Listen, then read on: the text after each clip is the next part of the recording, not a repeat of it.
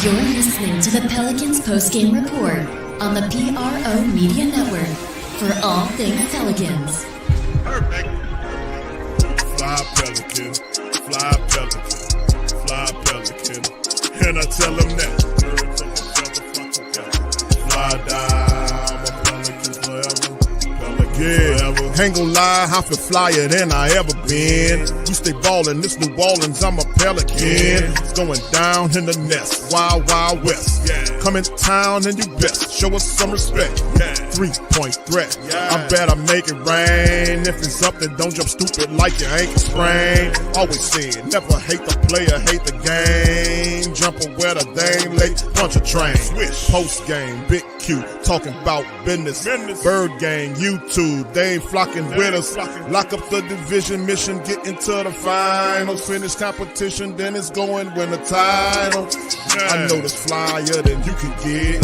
Such a threat that the refs just might call a tag. You can double, you can press, but you can't check. Right, left, slide by you like a Eurostep. Fly Pelican, fly Pelican, fly Pelican. And I tell them that birds of a feather flock together. Fly down, I'm a Pelican forever. Pelican forever. And never, and never, and never, and never, and never, and never say birds of a feather flock together. Yeah, fly down, I'm a Pelican forever. Pelican forever. It seemed like, again, in that third quarter, things kind of started to get away a little bit. What did you see that kind of let Atlanta take the advantage there? Just our ability to sustain, the force that we play with on both ends of the floor. And it's something that I talked about before the game.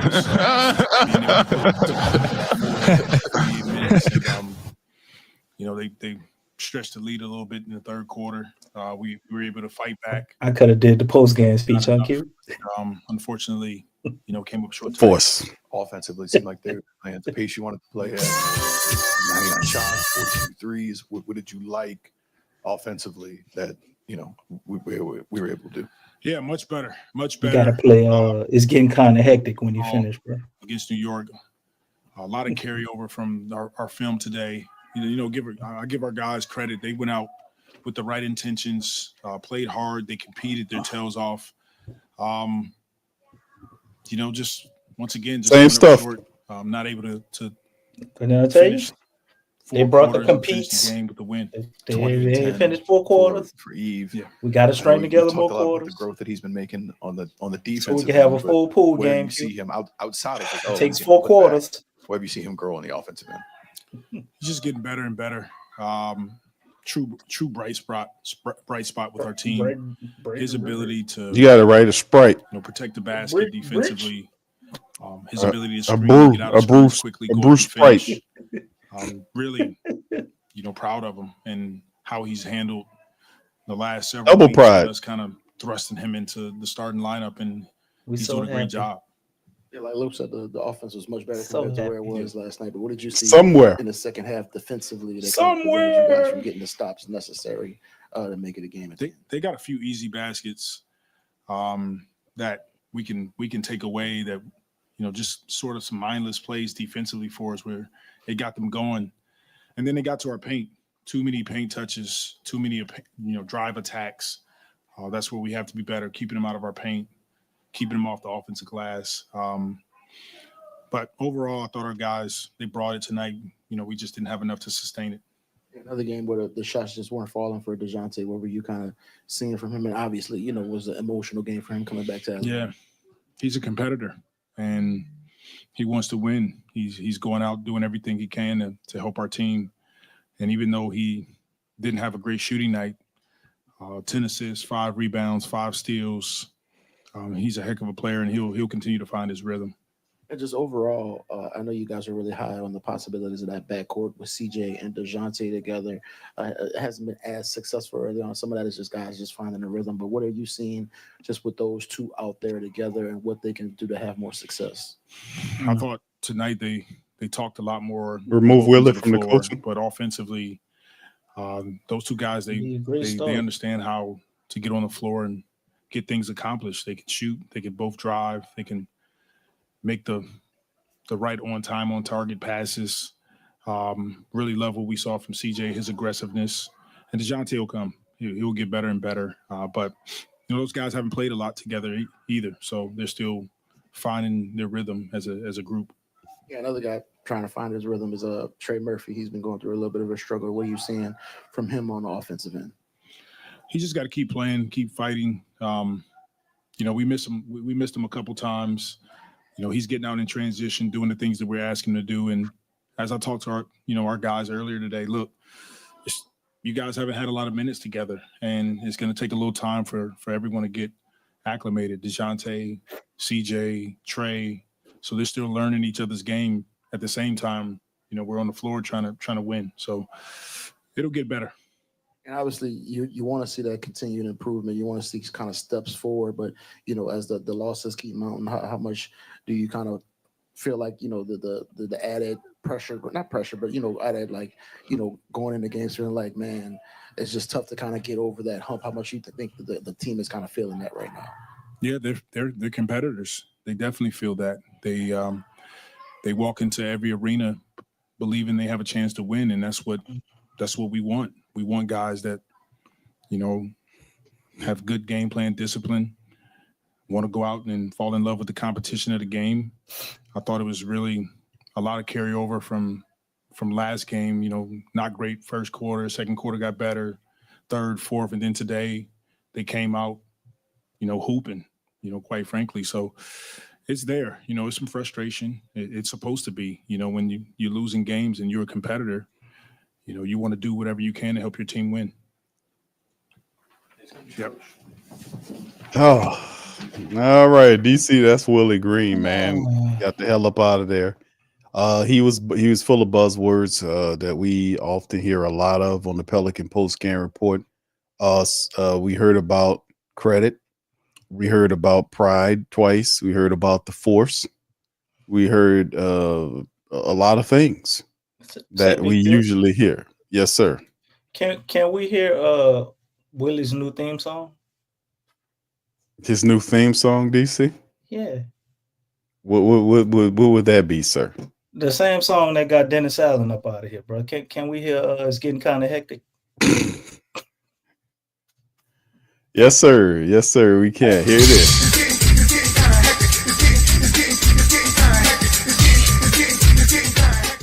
The problem is you trying to talk with your shit and you don't know nothing instead of listening. Huh? I'm listening. Okay? No.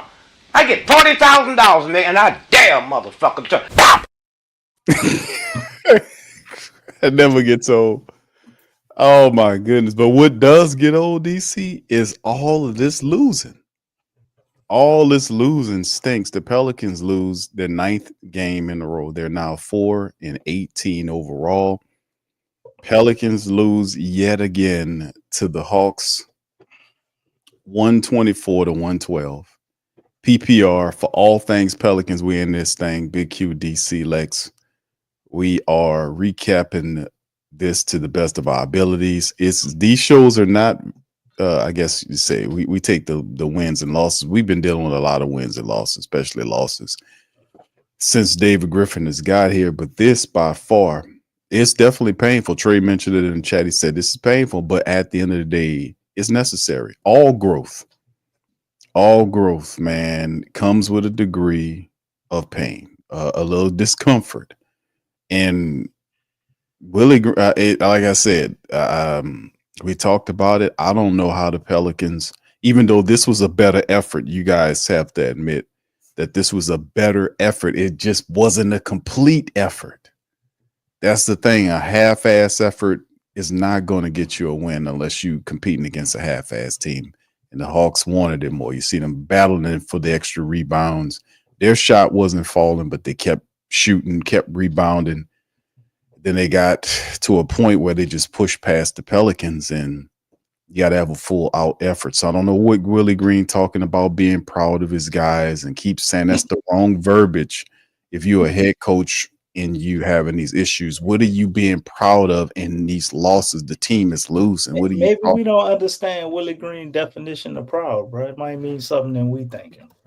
I mean, it is not too much you could talk about having pride in DC. I mean, this is a ninth straight loss. You did what, second worst team in the NBA record wise? I mean, you're awful. You're awful. You can't win a game. You can't play defense. This is just awful. These people, it's a sieve defense. It's Swiss cheese ass defense. Guys just getting there, Dyson Daniels getting there, just laying it up, finger rolling the thing. I mean, they can't play defense. There you go, the Proud family. There you go. That's how Willie Green see the team, bro. That's the old school Proud family, man. I used to watch that with my stepgirls. What's the new school? They got a new one out. They got like isn't that they brought it back? I think they brought it back. Didn't they got a new one out? I think they did a new one. Got another one for and you. that one, that's some bullshit, man. The new one that came out. You can't mess with. You can't mess with. I mean, this has some classic actors and stuff. Like you can't mess with. Stuff. Sure they can. They'll tear it up and throw all kind of bullshit in it. And you know what? And people will reject it. Be like, nope. You know what I'm saying? And that's what I'm. We got the right too. Damn, this prof. What boy? What? Yeah, this kind of crazy. Man, listen, that's the new one. Look like that. That I think that is the new one. I think that is the new one. Hey, right? They got too much going on in that poster for me. They got all kind of stuff in there, man. They throw it all up in there. Yes, but anyway, but the thing is, man, what and louder and prouder. Louder and prouder. But this is the thing, man. I don't know what to tell you. It doesn't get any easier. Like I said, the whole damn month of December is full of really tough games. The Pelicans come home for a 2-game stand against the Phoenix Suns and the OKC Thunder. So that's the next two at the Smoothie King Center. And what can I tell you, man? This is just going to be interesting, and much like, I've been, doing a little research on some stuff dealing with your boy out of Dallas, DC, that old school shit.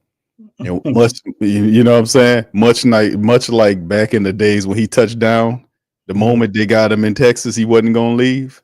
That's just what it is. Like Willie Green here is like, he won't make it out of December as the Pelicans coach. You can't, something has to radically change, man. So we're on pace for that. But anyway, we get all these days off, Q, and then we play the Suns. So I guess they think Willie can turn it around against the Suns. Well, you get 3 days. Yeah, you get 3 days before to get back. That's a home game, right? Yes, 2 home games. But I don't understand how you do that. Apparently, we only get angry when we get embarrassed at home. So if we get embarrassed at home again, is that enough? I mean, if the perceived worst team in the NBA beats you, that's when you get mad. But I would get upset even if a middle of the pack team beat me by 30 points.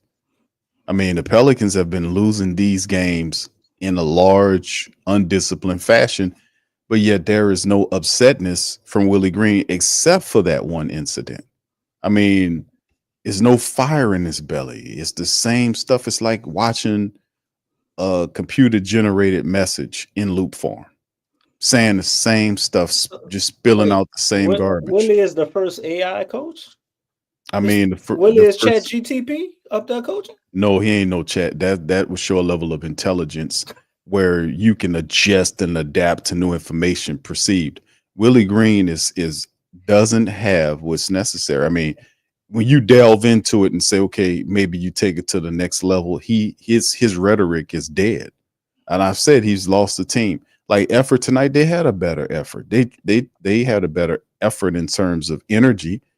But IQ, this was not a high IQ basketball game, not defensively speaking.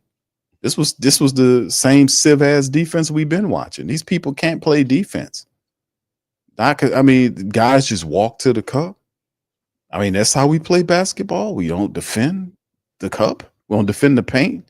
Guys just willy-nilly get to the, like Lex calls it, a layup line. And she's absolutely right. It is a layup line. So, I mean, the guy is a dead man walking. That's pretty much the terminology. Yeah. Upsetness. There you go. Upsetness is the word. Shout out to you guys, man. Yeah, Kev says give him credit. Yeah, that's y'all help me out by giving me. Well, I'm just saying, the things that Willie says over and over again. Please put them in the chat. I heard like several of them in this press conference. Give him credit. Gotta play with force. Play with force. And toothpaste. Don't forget about the toothpaste. He didn't say nothing about. Oh yeah, toothpaste. Yeah, pace. Did he say pace? He didn't say pace. DC. He didn't say pace. He ain't say pace all the time, man. I'm saying in the press. Play with pace. He didn't say that in the press conference though. Oh, I didn't hear this press conference. Yes, yeah, I didn't hear him say. He was proud again. You know, that's why we had the Proud family up there. He's always proud.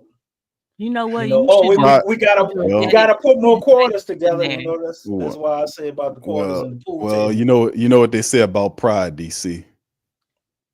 You want to finish that? What they say about pride? Pride comes before the fall. Bam. There you are. Okay. But, I don't know, Q. I don't know if I believe in that saying no more, bro. Baby, yes, that's what it is. Because Willie done been fell even before he was proud of everybody. Nah, DC is different though. This is different this year. It's the fourth year was they even this is not just us building the fourth year up. They built it up. The team. The team. I mean, well, the thing is, the team built it up. Like this is in this fourth year, they were building up the fact that he was getting more wins per year, which means he was building to a crescendo. He was getting to an apex. Now it turns out that the 49 year is not what's happening, and people are not taking the injury excuse. BI is not playing, even though we see him warming up. BI look regular. He looked regular shooting. There's no hitch in his step. There's nothing. It is nothing wrong with Zion Williamson. These guys are healthy and they just shelving these guys. It's just very weird. And I think it's time for a change to happen. 4 games that you've won. But anyway, let me let you guys chime in here before we hit the stats. Shout out to you, Milton Q. He says, I'm suffering. Can I get a little clean up, man? Yes. All right, Milton. Yeah. This is Zion Williamson. All he can do, he can't play basketball for us right now, but he can sing obviously with Willie D, the cleanup. Hey. Call me Santa Fran, but I'm the cleanup man. The cleanup man. He'll sweep the girlfriend off her feet.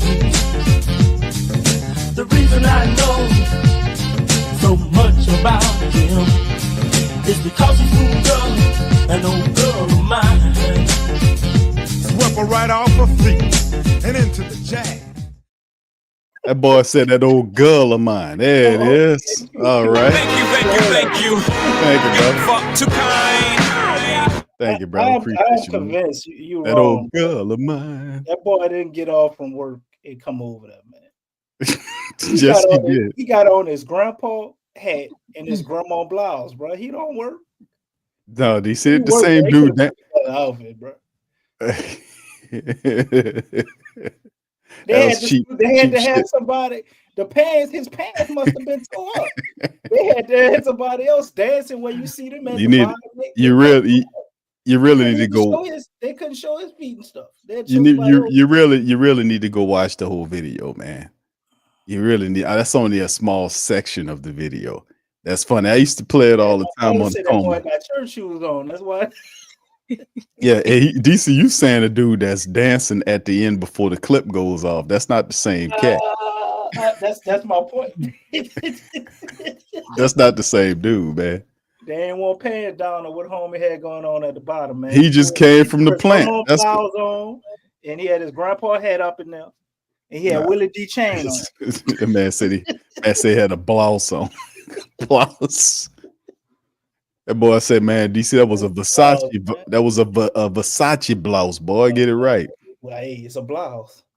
All right, Lex. Got that on sale at Maison Blanche. Maison Blanche. Maison Blanche. Oh man, dude, man, we need some laughs on that, man. But thank you for that, Milton. Shout out to you, brother. All right, Lex, how you doing, baby? How's everything going today? Oh, I'm doing great. Shoot, I got my sunglasses on. I see you, Lex.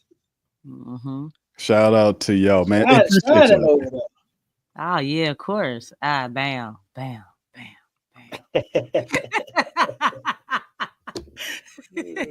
Shoot. Got the reflectors going on. You know what I'm saying? That's right. That's right. Yeah, yeah, Lex. I remember the show. Lex had 5 pairs of glasses on. Food to piss out of everybody. Switching them out. Oh yeah. She just kept taking glasses off and off. I was like, damn, what's going on here? She was one after the other, after the other, after the other, after the other. You can't be mad at Damn. she wanted to make sure she didn't see a clear picture of this bullshit. No, look, I had 4 of them on because we lost by 40. Shit. Sad, man. I couldn't wear 40 pairs of glasses, so I just condensed it down to 4. We did better tonight, Lex. We only lost by 12. Still couldn't get it under 11 points for some reason. But we want only to know the truth about this game. Go ahead, Lex. You got the flow. Come on now. Come on with it. Both these teams did not play well. Right. The Hawks did not play well. They didn't shoot well. I'm like, man, all of y'all are missing shots. So basically, this came to who's not gonna play bad the worst. You know what I'm saying? But yeah, you're in line. Yeah, I mean that because both of them, like the Hawks, looked like they were playing against Detroit or the Wizards. Remember, I told y'all the fun fact about the Hawks. They're the only team that has beaten the Celtics in Cleveland and lost to the Wizards in Detroit. And okay, so 11-11 now, Lex. Yeah, back in it. The thing is, like, this team is very weird. They're very weird. They're capable of beating the best teams in the league, but they can turn around and lose to the worst. So they kind of ain't do that tonight. Yeah, well, I mean, the thing is, they still didn't look good out there. I saw unforced turnovers on both sides of the ball. Mm-hmm. I'm like, what is going on? You know what I'm saying? I mean, obviously, we know that the Pelicans, they haven't been playing great. But how many steals were in this game? Look at that. Look at the steals. Yeah, like 10 steals, I think, a piece at halftime or something. Yeah, it was 27 combined for both teams. 27 steals. That's crazy. Yeah. Like, there was a lot of steals. I think everybody got a steal, y'all. You know what I'm saying? Mm-hmm. And that's what I was looking at. It was Johnson like, had more steals than shots. You know what? When I saw them playing, like there was a lot of stretches, but it reminded me of like Shaq and the Fool. Like that's what it looked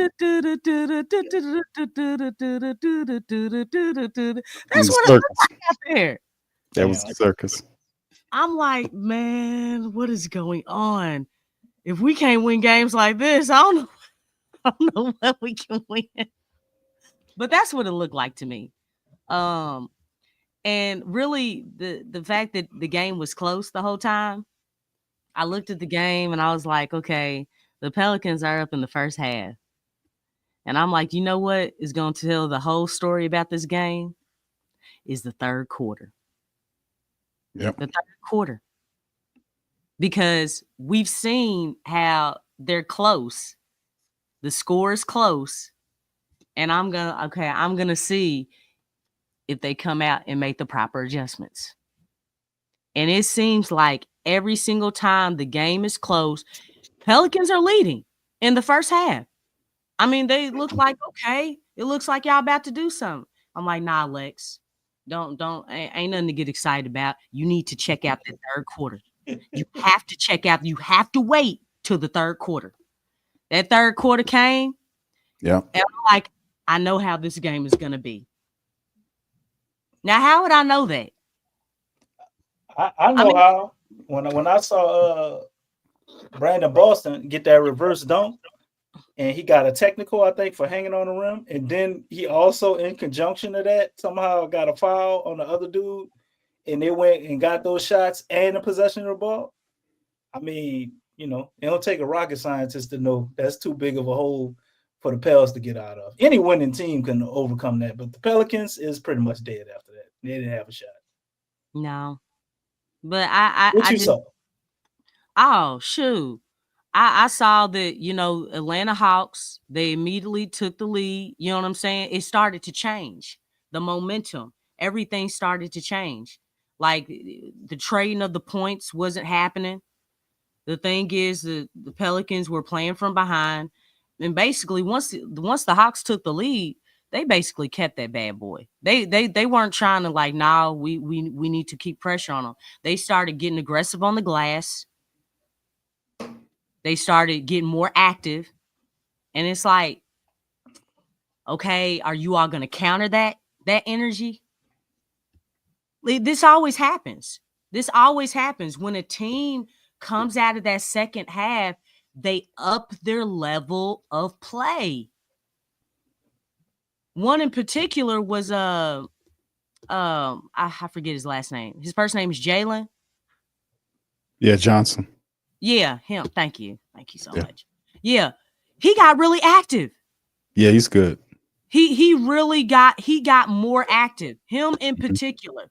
He started, like, you saw that he was everywhere, and I'm like, yeah, that's all it takes. It takes that one person who's going to be that person to change the whole complexity of the game and make that shift. And Atlanta made that shift. And then fourth quarter came, it became a double-digit lead. But yeah, that third quarter told it all. It told it all. I'm like, yeah, I've seen this script.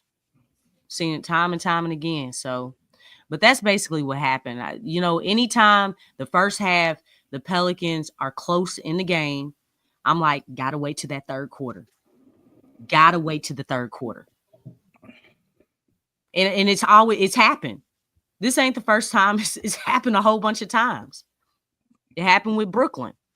You know what I'm saying? Obviously, they still had a chance because it was close, but I mean, we know how they are when games are close. But yeah, that third quarter, and I think Stacy just said, I don't think the Pelicans have won not one third quarter this season. Wouldn't be surprised, Lex, because the second half production, they lost 66-53. I'm pretty sure he's probably right. They might have had I'm not surprised. 3 or 4 that was able to win. In the wins, maybe they won the third quarter. I don't know, DC. Maybe I don't know. You might be right. I don't know. But yeah, they definitely not it's not a full out effort team. He can't get them to play just high IQ basketball for a full game. I mean, well, he's not a high IQ coach. How can you expect to have a high IQ team and you're not a high IQ coach? I mean, the team is definitely, you're right. The team is definitely in his image. There's no doubt about it. It's just not hitting. Like I said, the energy was better. It was good energy in the first half, but things fell off the cliff in the second half. 66-53 was the second half score between the Pelicans and the Hawks. 66-53. Yeah, I think DeJounte's still hurt, man. I know everybody's probably like, oh, Atlanta won the trade by getting Dice and all of that. I think he's still hurt, man. A lot of stuff just looks off with him shooting. Just shoots shots like a little hitch. It's got like a little hitch in his shot, man. Like he's shooting all his shots. A lot of them look like he's shooting them one-handed down there. It's weird. And outside of that, though, I'm sure we're gonna point out 10,000 other negative, horrible things that Willie Green is doing, as well as the organization is doing to itself. But shout out to Yves Missi, man. Awesome bright spot, however Willie said that shit. But he's been playing wonderfully, man. Him and DeJounte are getting some good chemistry. I think we have a center. He's getting better with rebounding, cutting and rolling. He's tenacious defensively. He's not a paratrooper, Q. Thought he might be a paratrooper, man. He know when to stay down.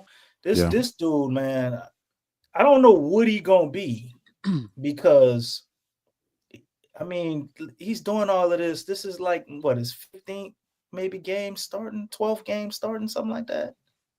The sky's the limit for Yves, man. We all said he's a Clint Capella clone, or he could be that. We don't know what he's gonna be, man. Because right now, 21 points, 10 rebounds. He done had like 5 double-doubles or 5 I think 10+ point games scoring. He's leading pretty much all big men in every category as far as rookies. Damn near. And he's been an awesome find, man. At pick 21 we got him. If we did a redraft right now, where y'all think he would go? Because he ain't going 21. You know, somebody would definitely scoop him up before 21. I like the cat that Miami drafted, Khalil Ware. I don't know. I ain't been hearing nothing from him. You know, Donovan Clingan, he can't get on the floor. We still don't know what Zach Edey. Edey might come out and be something. He hurt, I think, right now. So you don't know with him. But who was the first big man off the board? I think it was Clingan and Edey. Okay. He's outplaying Clingan. Now Clingan did have an amazing I think 23 or 24 rebound game or something like that. But his offensive game ain't really coming around over there. But you know, that could be, you know, the lack of a point guard or Scoot ain't really up to speed with him. Ain't no telling. But so far, man, Yves has been awesome, man. Stacy said Sarr was Alex Sarr. Yeah. I forgot about him. From Washington. Okay. Yeah, that's right. Sarr was number 2. Yeah. And I think Clingan went after him, and then Edey. Then over the Ware, then Missi. Off to your point, DC.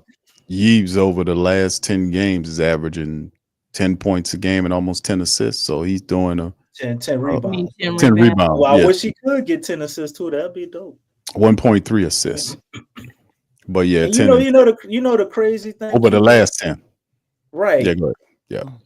He just seems like he gets better every time you see him. He's one of the bright spots. Constantly. Yeah, I'm almost like halfway through the season, or the back end of the season, man. We might see this dude shooting a 15-foot jumper or something. He improves at everything. He's the anti Jackson Hayes. Ain't no doubt about it. He definitely everything we thought Jackson Hayes could be right now. Should have been.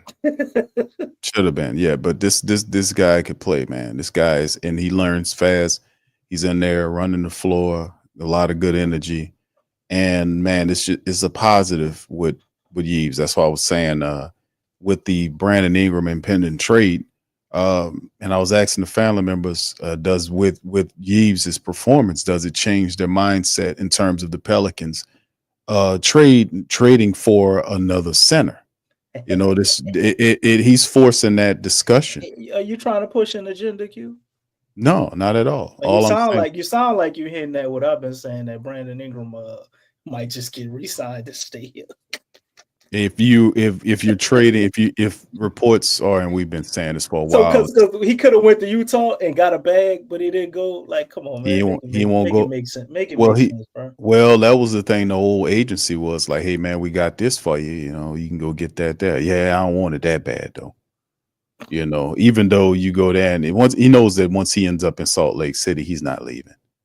He knows that. So eventually he wants to go where he wants to go. And I think that $50 million a season crap, I think that's just him wanting it in certain areas of teams. And I don't think he'll get it, but I think he'll drop that number. That's what I think. If it's an attractive destination. They probably was going to force a no trade clause in that contract too. Mm-hmm. Get you to put a no trade. Oh yeah. He knew that. That's why he ain't go there. He could have had that money. And he decided, nah, I ain't gonna go up there and get trapped in Utah because they worse than the Pelicans. In his mindset, like at least I can eat, and that's the culture and all this kind of stuff. If the weather, I can do this. Why did you say at least you can eat? Wait, what happened? Nah, he said, well, at least in New Orleans I can eat. Eat. Well, that's Lex. That seems to be the thing. A lot of these restaurants in Utah. Damn no. They don't. Now, the Jazz. That's the thing There about ain't no the black Jazz. folks. Ain't no black folks. Ain't It's no, too they much. got black. It's They too much got black snow. people up there. They got black people up there. You know, See, but the thing, you know, we and a lot of deal black. with the snow, but when they But talk about that ain't. it's beyond snow in Utah, they get ice. Like it's ice now. You know, No, it's it's just. beyond just snow. It's too But it's cold. one of the situations where Utah has always been an organization that drafted well and were very strategic in acquiring free agents via trade. So if Utah is a winning destination, they would have to do it. Now they kind of fell on hard times up there. They've been accruing a bunch of draft picks, and Danny Ainge is trying to was brought up there to help reset the culture for Utah, the team winning culture, and it's just it's just very interesting. But yeah, a lot of people don't prefer to go down. He was gonna get his bag up there, and he turned it down, according to these reports.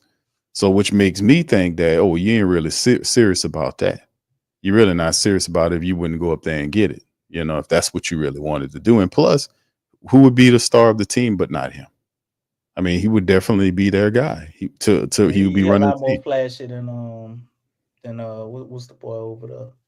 Markham. I ain't gonna lie, Markham. Man. It wouldn't be Keontae. Keontae George. He wouldn't be it, but he'd be playing with Keontae George.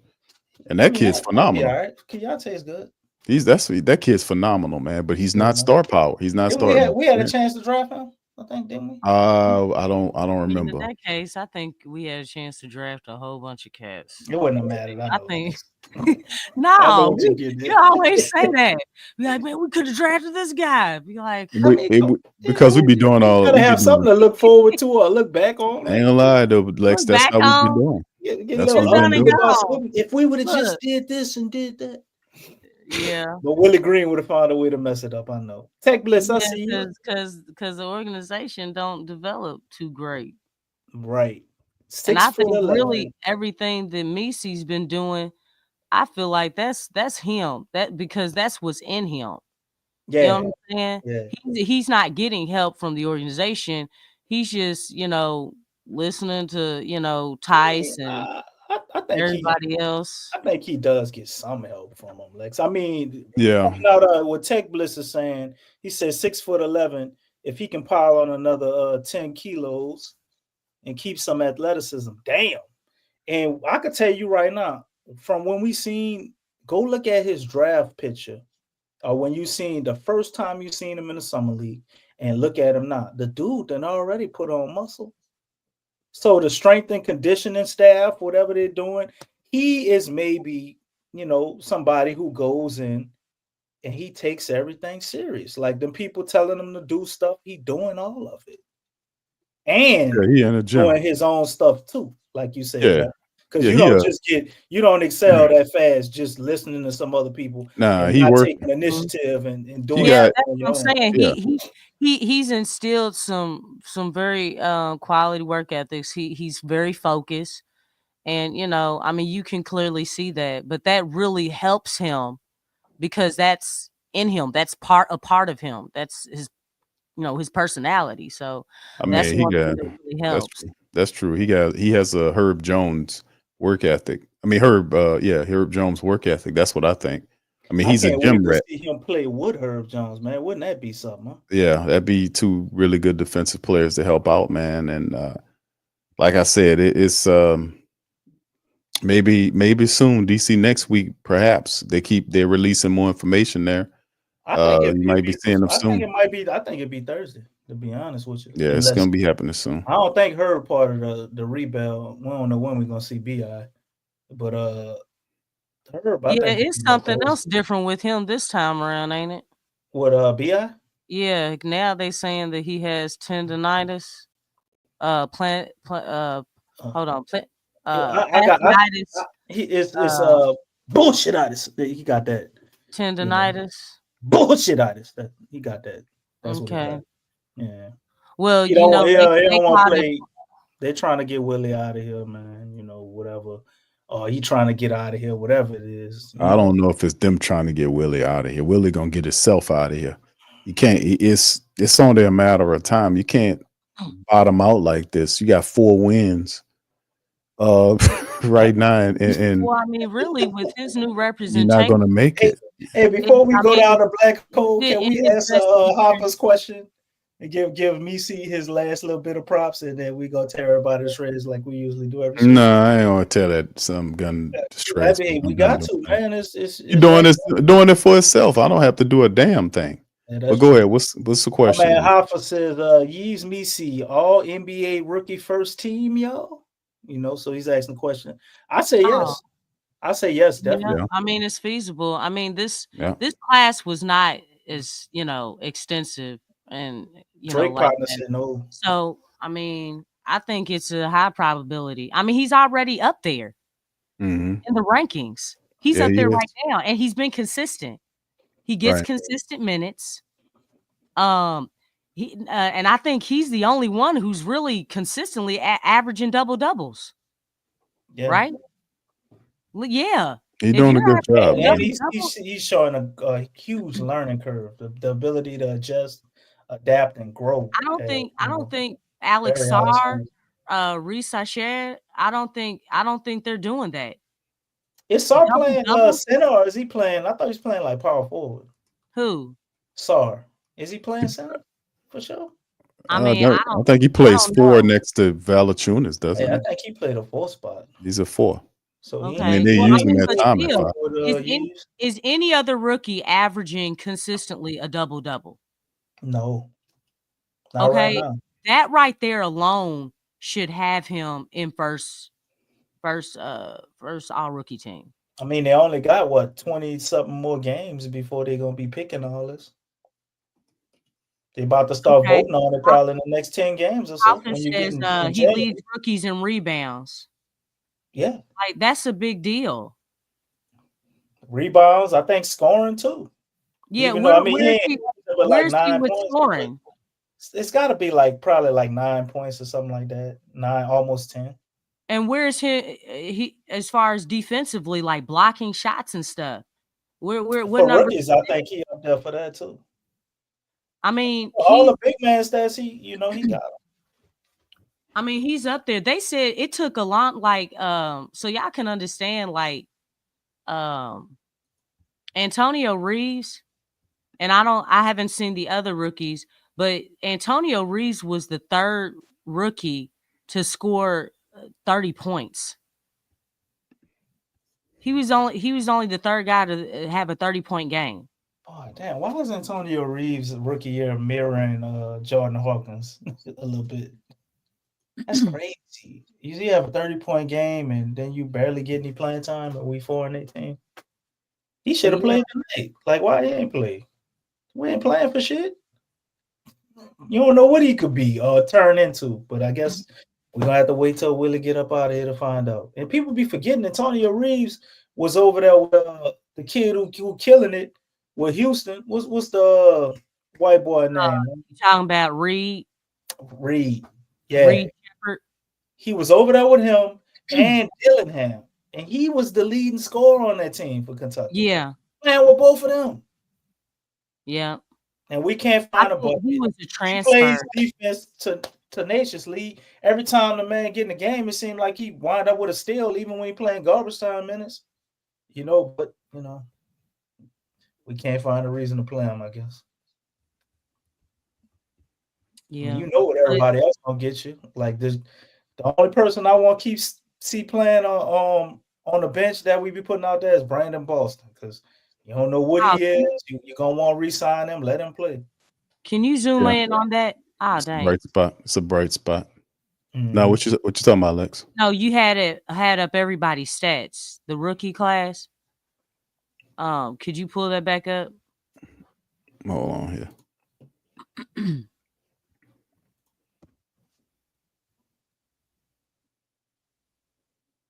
Yeah, what they're saying is this is all they're saying. Let's see. Well, this is kind of old, huh? All through Tuesday, November the 19th. It's a little old, but this is just a little older here. I was trying to find something more, but it does give you an idea of some of the players that have been balling. McCain from Philly. Yeah, I know he had a stretch. Yeah, and they talk about Jalen Wells, Dalton Connect. Talk about Risha Shar. But again, what's something that you see that's consistent? No one has a double-double. Not a double-double, no. Well, I mean, But he's his numbers Yves have is not. gone up. Yeah, it is, but he's not averaging a double-double over the last 10 games he has. Ah, But okay. when you put everything together, this is current number: 8.3 points, 7.6 rebounds, 1.5 assists, 54% shooting from the field. So yeah, he's over the last 10. He's seven in scoring, man, for rookie. yeah, but over the last 10 games, he's averaging 10 points, 10 rebounds over the last 10 games. So 10, 10, 10 for Yves. So it's a very positive thing, to be honest with you. You know, and them doing. What's up, Mary? Shout out to Mary. Man, all right, so the top 12 for assists. top 12 for the big man. No, for overall rookies. I'm on StatMuse, just clicking on the bars and seeing who at the top. That's a good. He's doing a good job right now. Him and Brandon Boston guys like they're a bright spot for us. Gets more blocks per game than him and Alex Sarr. So that's blocks per game. They don't show total blocks though. Oh, okay. Okay. He gets his block on too, but he been balling, man. I don't know too many rookie centers doing what he's doing. He getting a lot of minutes because of the injuries. Field goal percentage though, 56%. So that's a question that we talked about. It's like with the way Missi is playing, that it might force you to kind of consider when you trade Brandon Ingram, or if to be somebody else you trade, it's probably going to be Brandon Ingram because they can't afford him.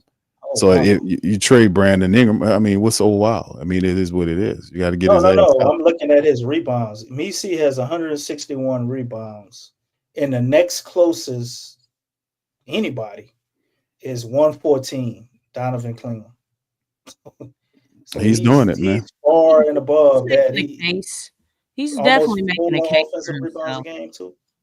Yeah, he's saying in average in DC here, it's saying that he's 32nd in the NBA and rebounds average per contest, 7.6. So, I mean, the guy is doing some popping stuff.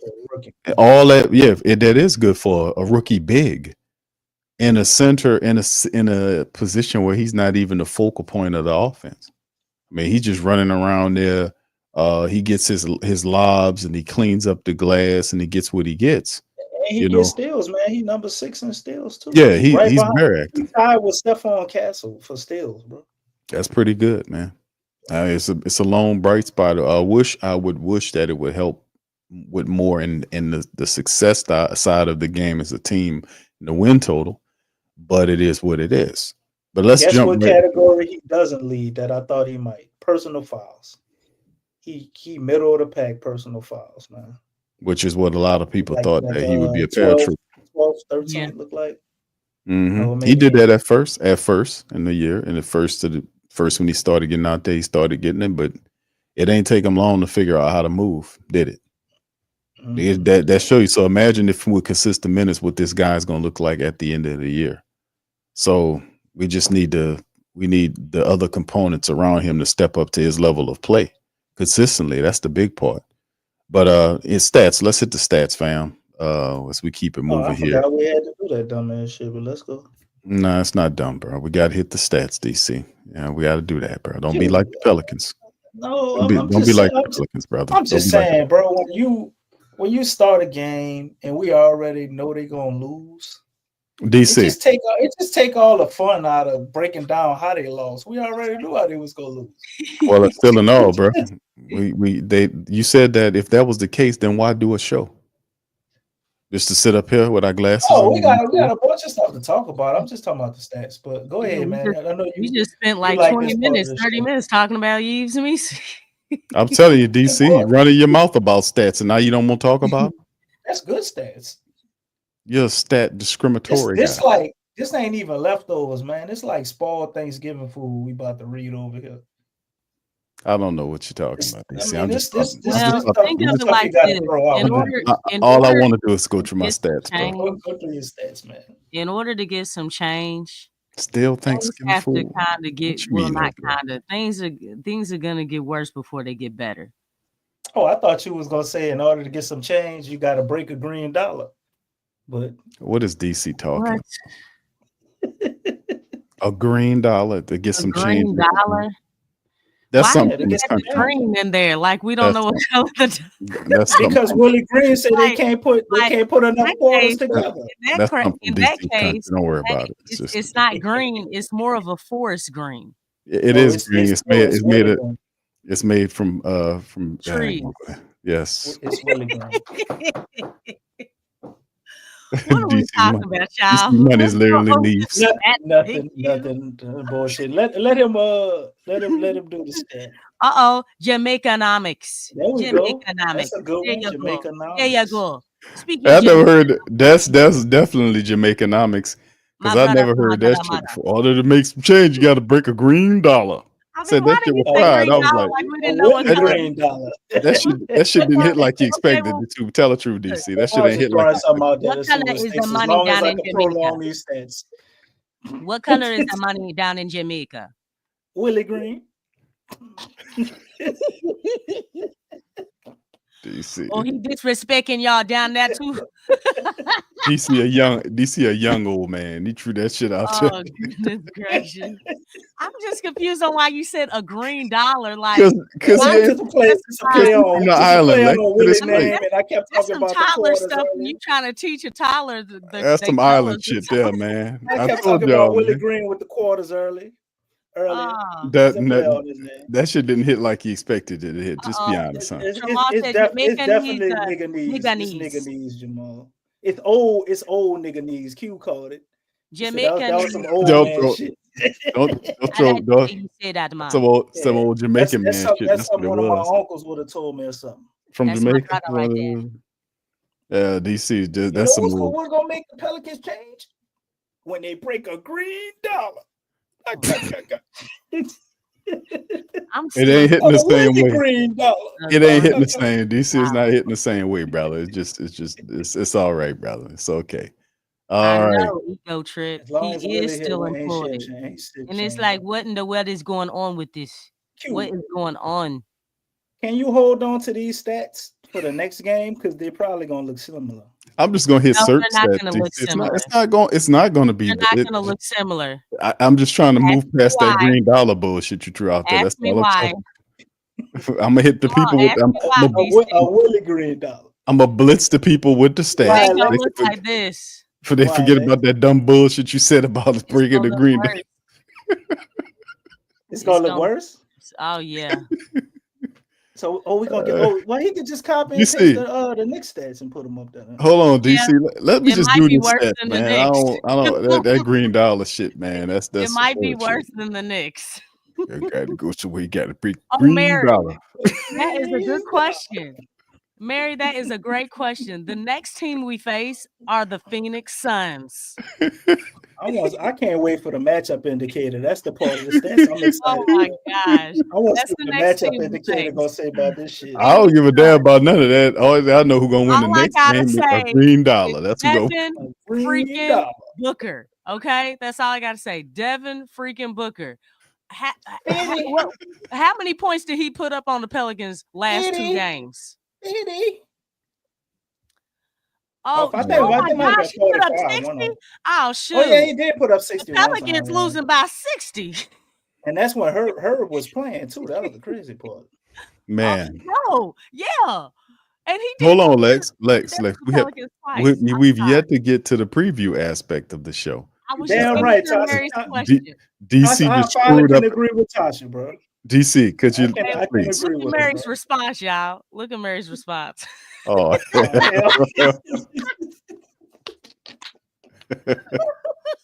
They call Bello say I'm taking the over Booker under 45 over. Devin Booker over or under on 45 points. That's what we need to be debating. Tasha says, Over. Q, can't you see that reading the stats will trigger DC? Yes, Tasha. I know it's a ball. Green dollar. I know it's a ball, Tasha. I know you spitting the metaphor, but I gotta That was stick some to the side I Yes, agree with. they Looking do. at them stats do trigger me. It ain't got nothing to do with reading, baby. Oh, yes, it do. You go ahead and read the stats in DC. Go ahead. Since you have go ahead and read the stats, bro. I have to take my glasses off. No, I'm gonna put a full screen for you. Go ahead and read the stats, brother. Go ahead. There you go. I'll read the stat. if you could Go give ahead. me $100 green. No, go ahead. Hey, Go ahead and read it. There you gotta go. be specific in those prayers because he'll go to a tree and just give you 10 leaves That's what he talking about, a green dollar. or That's what he 100 talking 10. about. Never heard that shit in my life. When has 10 leaves been a green dollar? Where you come from, DC?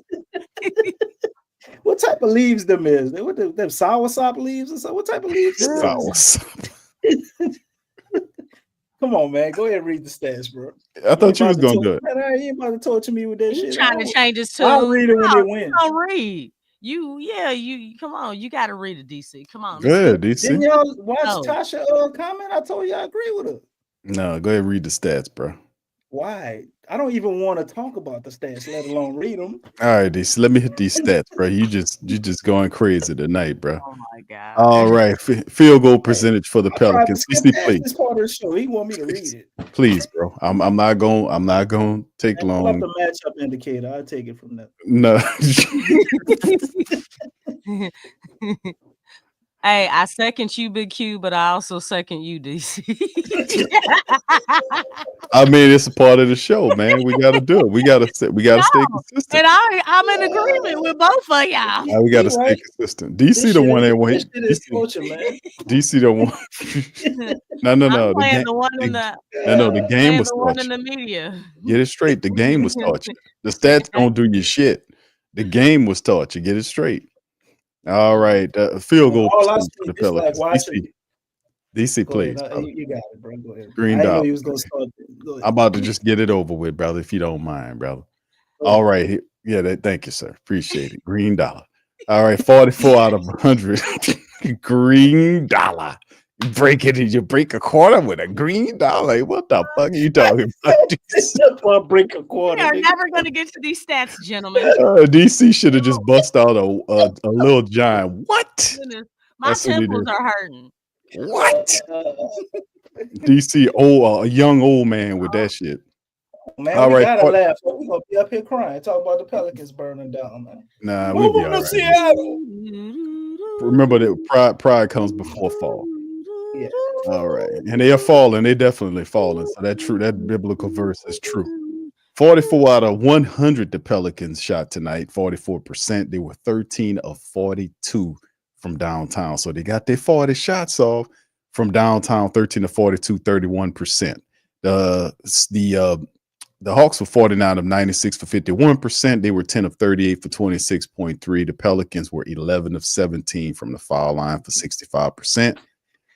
Hawks 16 of 20 for 80%.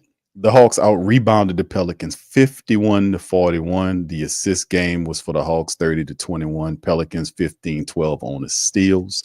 5 to 4 on the blocks for the Pelicans. They had 16 turnovers with 23 points given up off those turnovers. Hawks 18 turnovers, 27 given up on them. The Hawks won the fast break battle tonight, 33 to 26, and the points in the paint battle tonight by 20, 74 to 54. So yes, this is a part of it. The game, Pelicans led by 9, the Hawks by as much as 12 in the matchup. If we go to the individual side of things for our squad, man. Oh, you don't want no stats jumped up out to us? The top scorer for the Pelicans tonight was CJ McCollum with 29 points in 35 minutes, 12 of 26 from the field, 3 of 11 from downtown, 6 boards, 2 assists for CJ, 23 from Yves Missi on 11 of 14 shooting. He was doing a phenomenal job. His foul shots really sucked. He was 1 of 4 on that, but he did finish with a double-double, 23 points, 12 rebounds, and a block and a steal by young Yves. 14 from Trey Murphy in 37 minutes. He was 5 of 12 from the field, struggling from downtown, 3 of 9. He had 5 assists and a board and 2 steals to go along with those 14 points. We've seen DeJounte Murray with 7 in 38 minutes. He was 2 of 5 from the field, 1 of 7 from downtown. He had 10 assists with 5 boards. He had 5 steals, but that production point-wise was low. 10 from Javonte Green in 26 minutes, 6 boards, 2 assists to go along with him.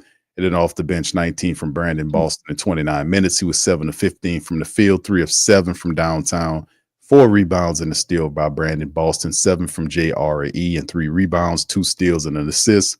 And Daniel Tice in 13 minutes, 3 points, 4 boards. Alfred Payton played a total of 6 minutes tonight.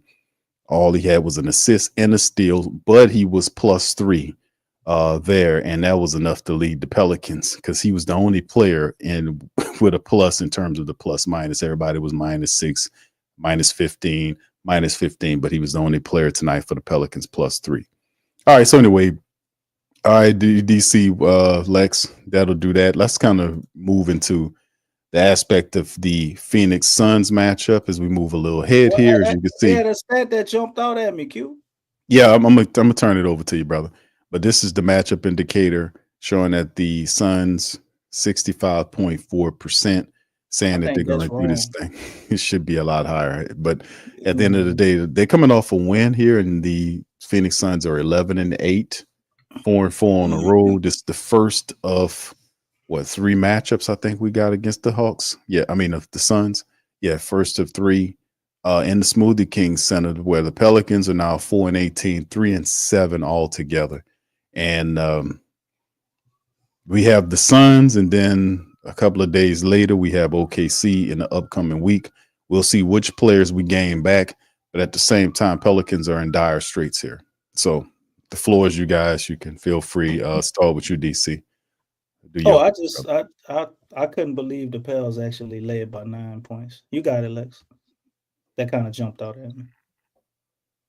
Okay, so are we talking about the stats or just going on to the next game? We just hop into the next game. I think we done pummeled them enough on the other one, unless you still got a point to make about the last matchup. But what do you think about the Suns preview?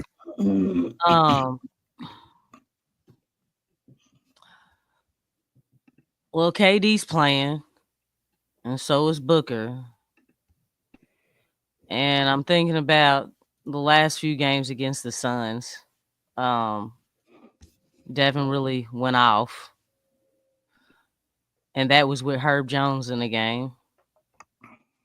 4-19. I mean, you know what I'm saying? You got it, DC. I mean, right. It's hard, man. It's getting difficult, right? I mean, it's like, do we need to go in depth? The Suns are a really good team.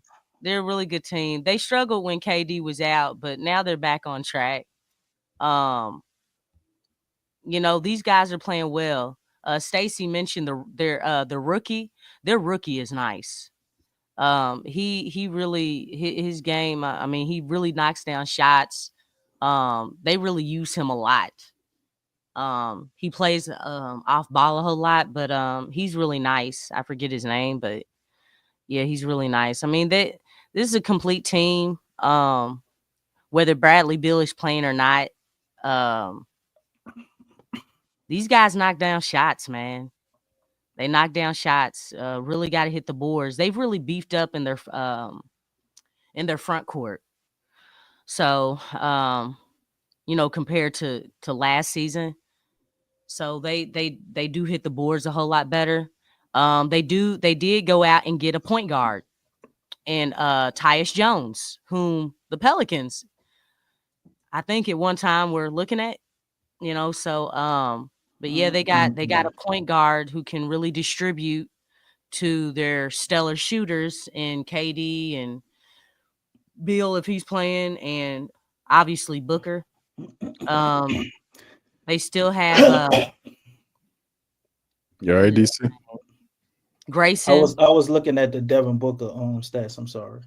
Okay. They still got Grayson Allen, who's a knockdown shooter. They got shooters everywhere. So this is really going to be a tough game. They got Josh Iguodaro, DC. That's another guy we scouted. Yeah. Okay. Is that the rookie? Yeah, the big. Yeah. Okay. Yeah. Yeah. They really have. They have a complete attack, and plus they're winners. They know how to win. So this is definitely a tough task. You know, they have a strong identity. They know who they are. They know what they're doing out there. Nobody's really confused. And they're consistent But it throughout helps when you're trying to 48 win. minutes. Say again? I said it helps when you're trying to win, doesn't it, Lex? You're not confused. You got an identity. Yeah. That helps. Yes, it does. Their And foundation, their skill sets are all it's just all getting this top stuff tier. straight. It's Just all getting this top stuff tier. straight. Their IQ is top tier. Their coaching crazy. is top tier.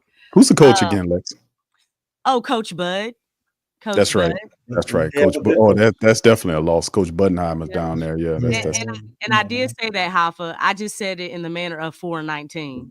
Or excuse me, is it 18 or 19? it's 19. It's gonna be Okay, 19. yeah, 4-22. 4-19. Okay.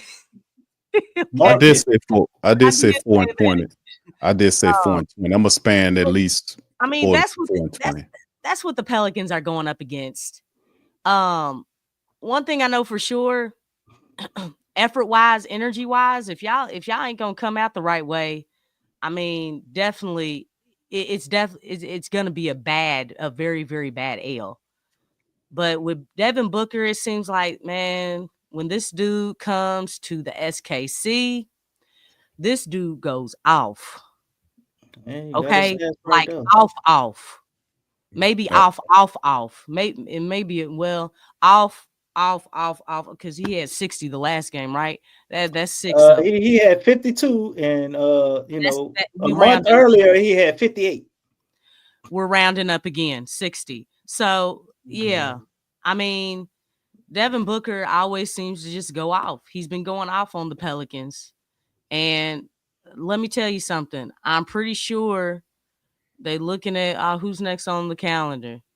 Oh, this is barbecue chicken. Well, we got to remember something.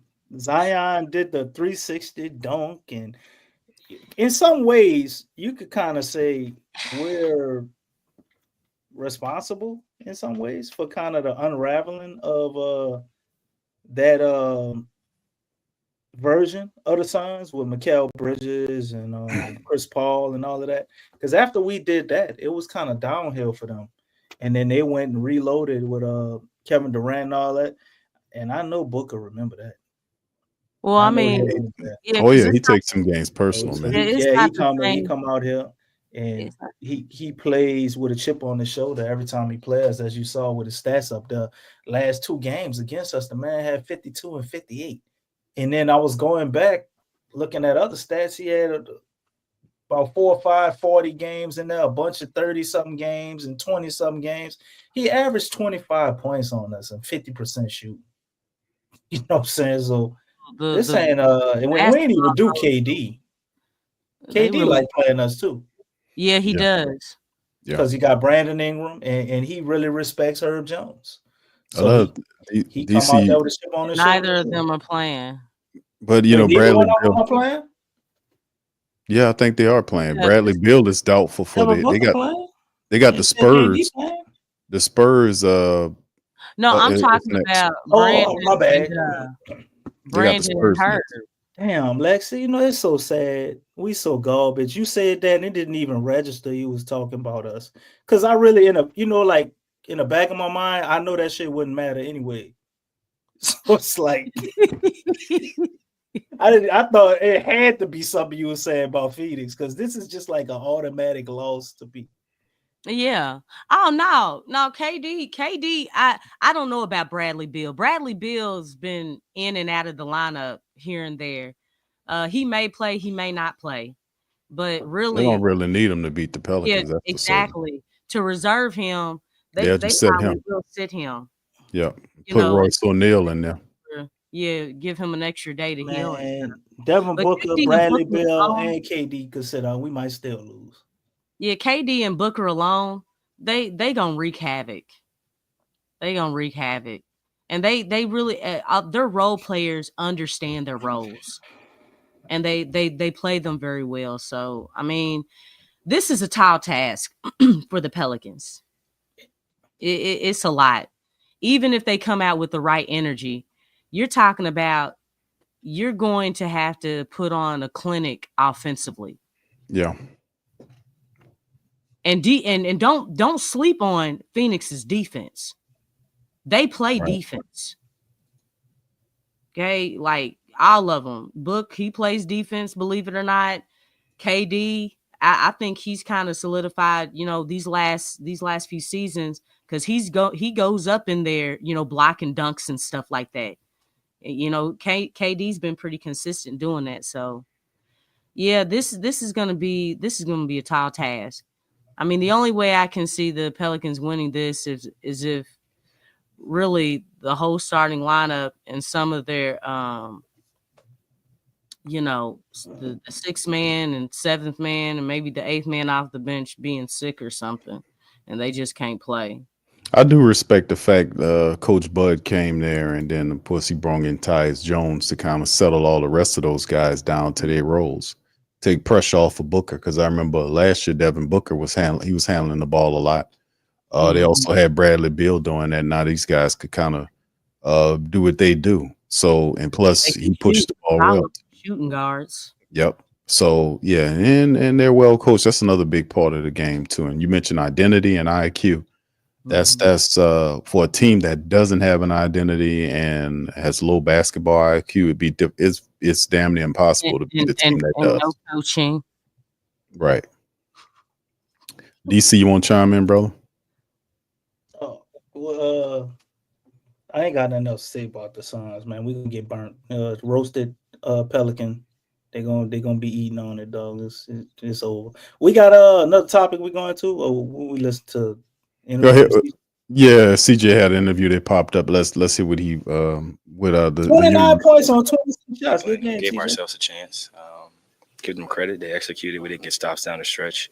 They got out and ran. They scored in transition, got some lobs, and kind of blew the game open where we couldn't get it under 6. We got it to 8, got it to 7, couldn't get under 5. And they closed the game out down the stretch. But if we play like this consistently, we'll be able to stack some wins up and give ourselves a chance. We're talking about the pace that you guys played with offensively tonight. Seemed like that was a lot more maybe what Coach wanted to see. Yeah, considering it was a back-to-back, I thought we did a good job getting the ball up court, advancing it, taking the ball out quickly if we get scored on, and having an understanding of, how fast we want to play while playing smart and trying to keep our turnovers low. We talked about Yves a lot on the defensive end, and it seems like his offensive game is growing. And it's not just, I'm getting a putback here, putback there. We're starting to see a little bit more. What have you seen from him? No, he's great, man. He's smart. He absorbs, information while he's watching film. He's getting his work in.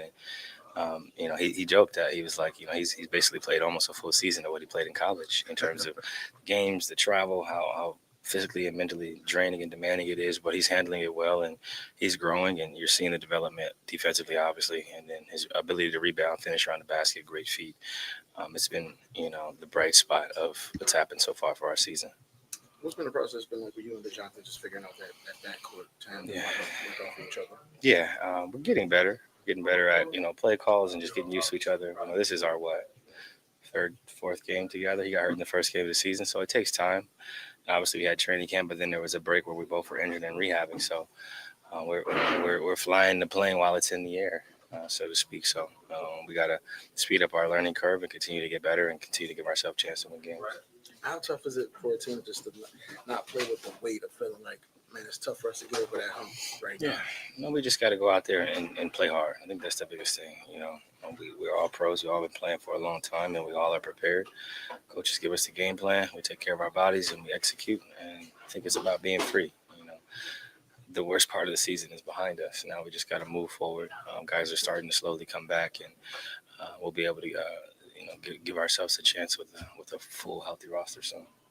It looks like you guys are going to be pretty close to getting B.I. and Herb back as well. How much you kind of looking forward to seeing what that looks like? Yeah, I mean, the talent matters in the NBA. You want to be able to put your best players out there and be able to have them play heavy minutes, and it makes the game easier for everybody. Thank you, sir. All right, CJ McCollum, man. His thoughts on Missi and the fact of the potentiality of getting Herb and B.I. back soon to help out with the Pelicans' woes. So this is something that we'll be facing this week to kind of change things around, so to speak. So quick thoughts on this before we get ready to end the stream, DC and Lex. Did he say that the worst is behind us? He did say that. Yes, he did. What was he referring? What were we talking about? The worst part of the season, meaning all the losses and stuff, they're about to get to winning. Interesting. Very Okay. interesting. Yeah. He said something else too. Oh, when he said we trying to get it down to 8, trying to get it down to 6 and 5, why didn't he say trying to get the lead? Like, what? Is that the goal here? We trying to get the lead, buddy. Say Lex. Like, am I misunderstanding something? Yes. What? What is that type of mentality there? What stat jumped out to you from them stats Q was dying to read? That we led by 9 points. CJ was shocked when he saw that. He didn't even know we led by 9 points. He didn't remember that. I don't think he the was. Man is in a referring to that. perpetual circle of fighting to come back from behind in 20, 30-point losses. So the fact that we cut it down to 7 and 6, he was like, oh shit, we might actually be able to tie the game. They ain't thinking about winning. They're trying to compete. Yeah, that was an interesting statement because I'm like, okay, isn't the goal to have the lead? I'm just saying, man, they lost their confidence. Remember that. Well, that's what Willie said, and DeJounte did speak for himself. Dog, I got confidence. You know what I'm saying? He was like, look, I'm gonna let you know. I'm speaking for me. I got plenty of confidence. You know what I'm saying? Now, if you, and then he went on to say, what, man, if you in the NBA and don't have confidence, I don't know what to tell you. You know what I'm saying? Shoot. Yeah. He said swagger too. Plenty of confidence. He said swagger and confidence. Man. That what Willie said. CJ obviously, is not in the mindset of us being able to win. We're trying to, we were going out there today and just trying to be able to compete. Winning was on the back burner. We got to be able to be in the game. So the worst ain't behind you, dog. That's in your present. You know what I'm saying? It's a little political double speak. Because if you ain't talking, saying, no, because you're embracing in the present losing. He's looking at it. Behind you? He's looking at it as them figuring it out. And we had the difficulty. No, he's saying in terms of the injury situation. That's what I think he's referencing it. Everybody in this organization is trying to figure it out. They don't. It's a lot of. It's to be honest with you, man. Oh my gosh. They're not rock steady enough to be able to deal with trade rumors of one of these star players over their heads. A coach that hasn't defined the identity of the team. He is his message is turning stale. They're in the throes of a 9-game losing streak, and the majority of the games are non-competitive. Or they're half-ass games. So there is a barrage of errors and issues that they don't even have the capacity to understand, or better yet, to even deal with. And the Pelicans are making their weekly news cycle as well. With Zion being back in the news and everybody commenting on what's going on. Big Q. Drew Holiday has made some interesting comments today about Zion Williamson. I shot it to you. You go ahead and pull up the video. You got it. Get you got it, brother. That's not to tell you. Go ahead and pull it up. Put it up there. DC, man, you put stuff up there all the time, brother. You can't put that up there. I'm just giving you your respect. I gotta get you the MC in the building. Try to do it right. And this MC Big Q. And this the thanks I get. Hello. Try to do it right. Dang, man. Yeah, ain't nobody tell you put that piano and all that bullshit up there, but you do it though. Started this shit. And this the thanks I get. Hello. Trying. I caught you on that chunk. I heard that bullshit you said, DC.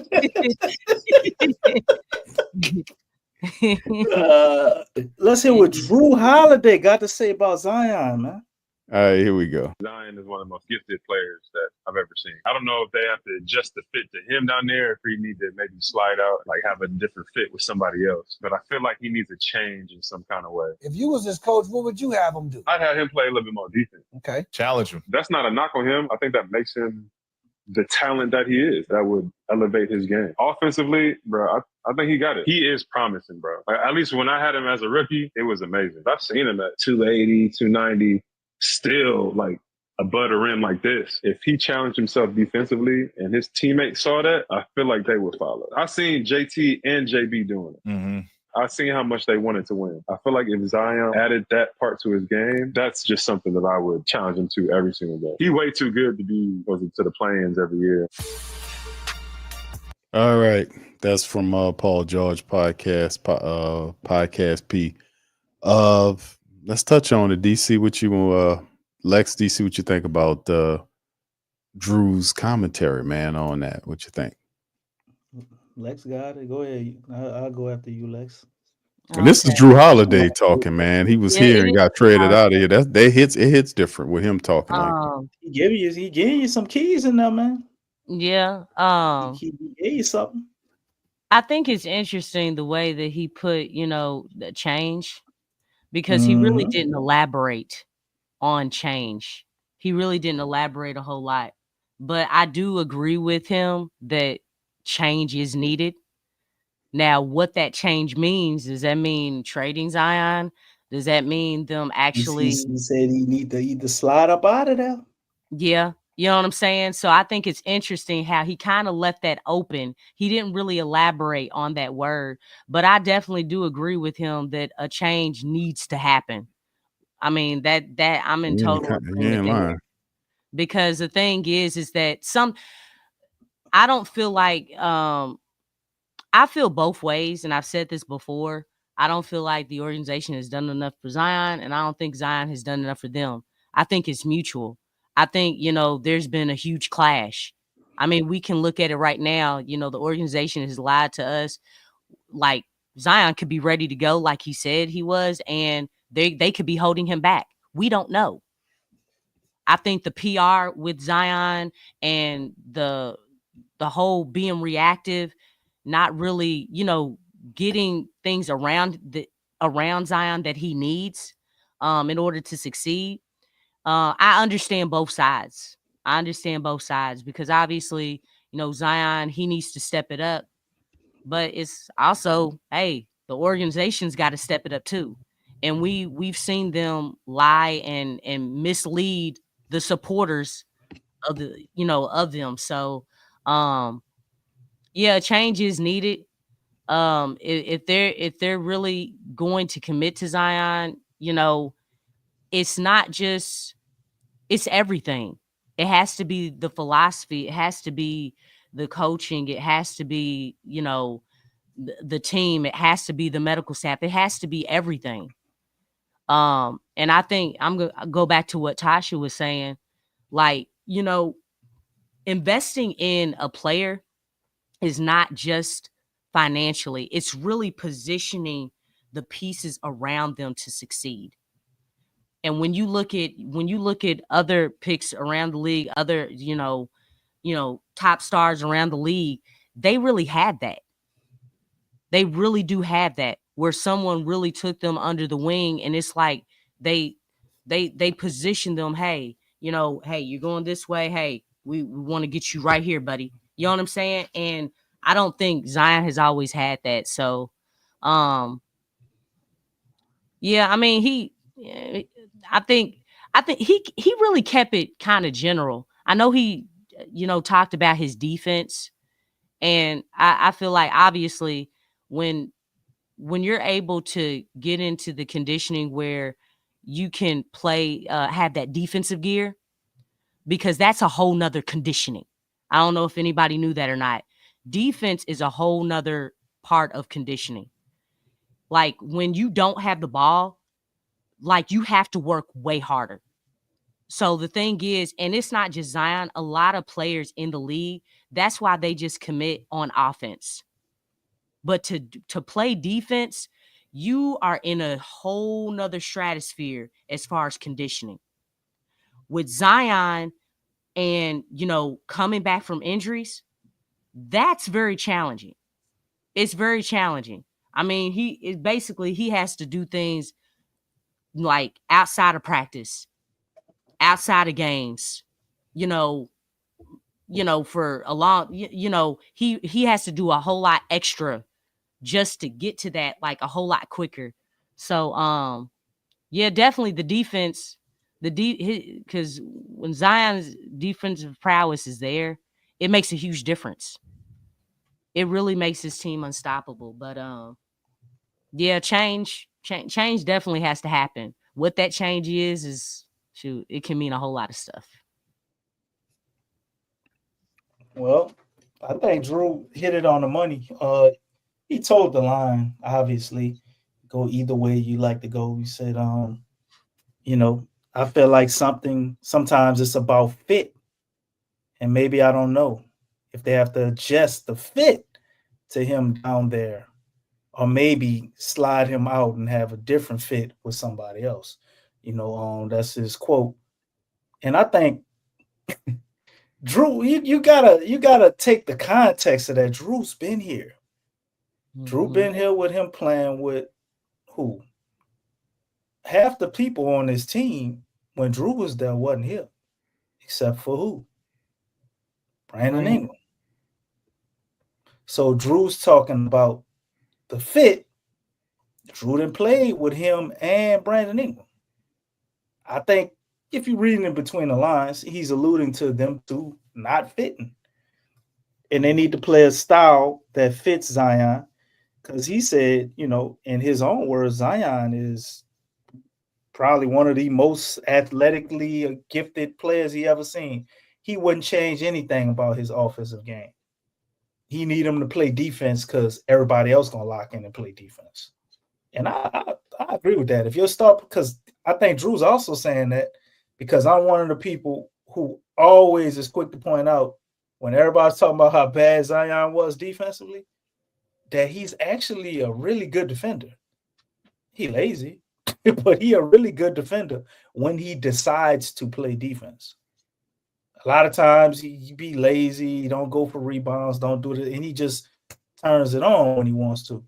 So if Zion would lead the charge and play defense, you looking at, a top 5 defensive team, top 6, whatever we've been when he decided to do that. It don't even matter who the coach is. There ain't shit special about Willie Green. If you get Zion brought into that, it's going to exude across the whole roster. So I think Drew is basically saying, Zion and BI got to split. If you ain't willing to split from BI, you got to get Zion up out of there because it ain't going to work. And the more you think about it, it won't, because the type of player you want with Zion is somebody who hits, 3-pointers at a high level. I mean, Steph Curry would be the perfect player, but you ain't getting no damn Steph Curry. Trey is definitely awesome. But if you had an all-star player of the caliber of Brandon, but their skill set wasn't the mid-range, it was more the 3-point line, that'll fit a lot better with Zion. The only person I could see us realistically getting pretty easy, nobody ain't going to want, Zach LaVine. But why would we get Zach LaVine and pay him $45 million, right? So we probably going to have to keep tanking, get somebody in the draft and look to build around Zion. And I hear, I see a lot of people in the chat, a few people. Yeah, you Slim South, you said it. Change the scenery, huh? Mm-hmm. So I'm against the whole trade Zion narrative. I understand he don't play enough. I'm sick of this. I get all of that. I'm sick of it too. But you have Zion under contract for 3 years that you can cut and the money not on your books. Why is everybody in such a frenzy or urgency to try to trade him?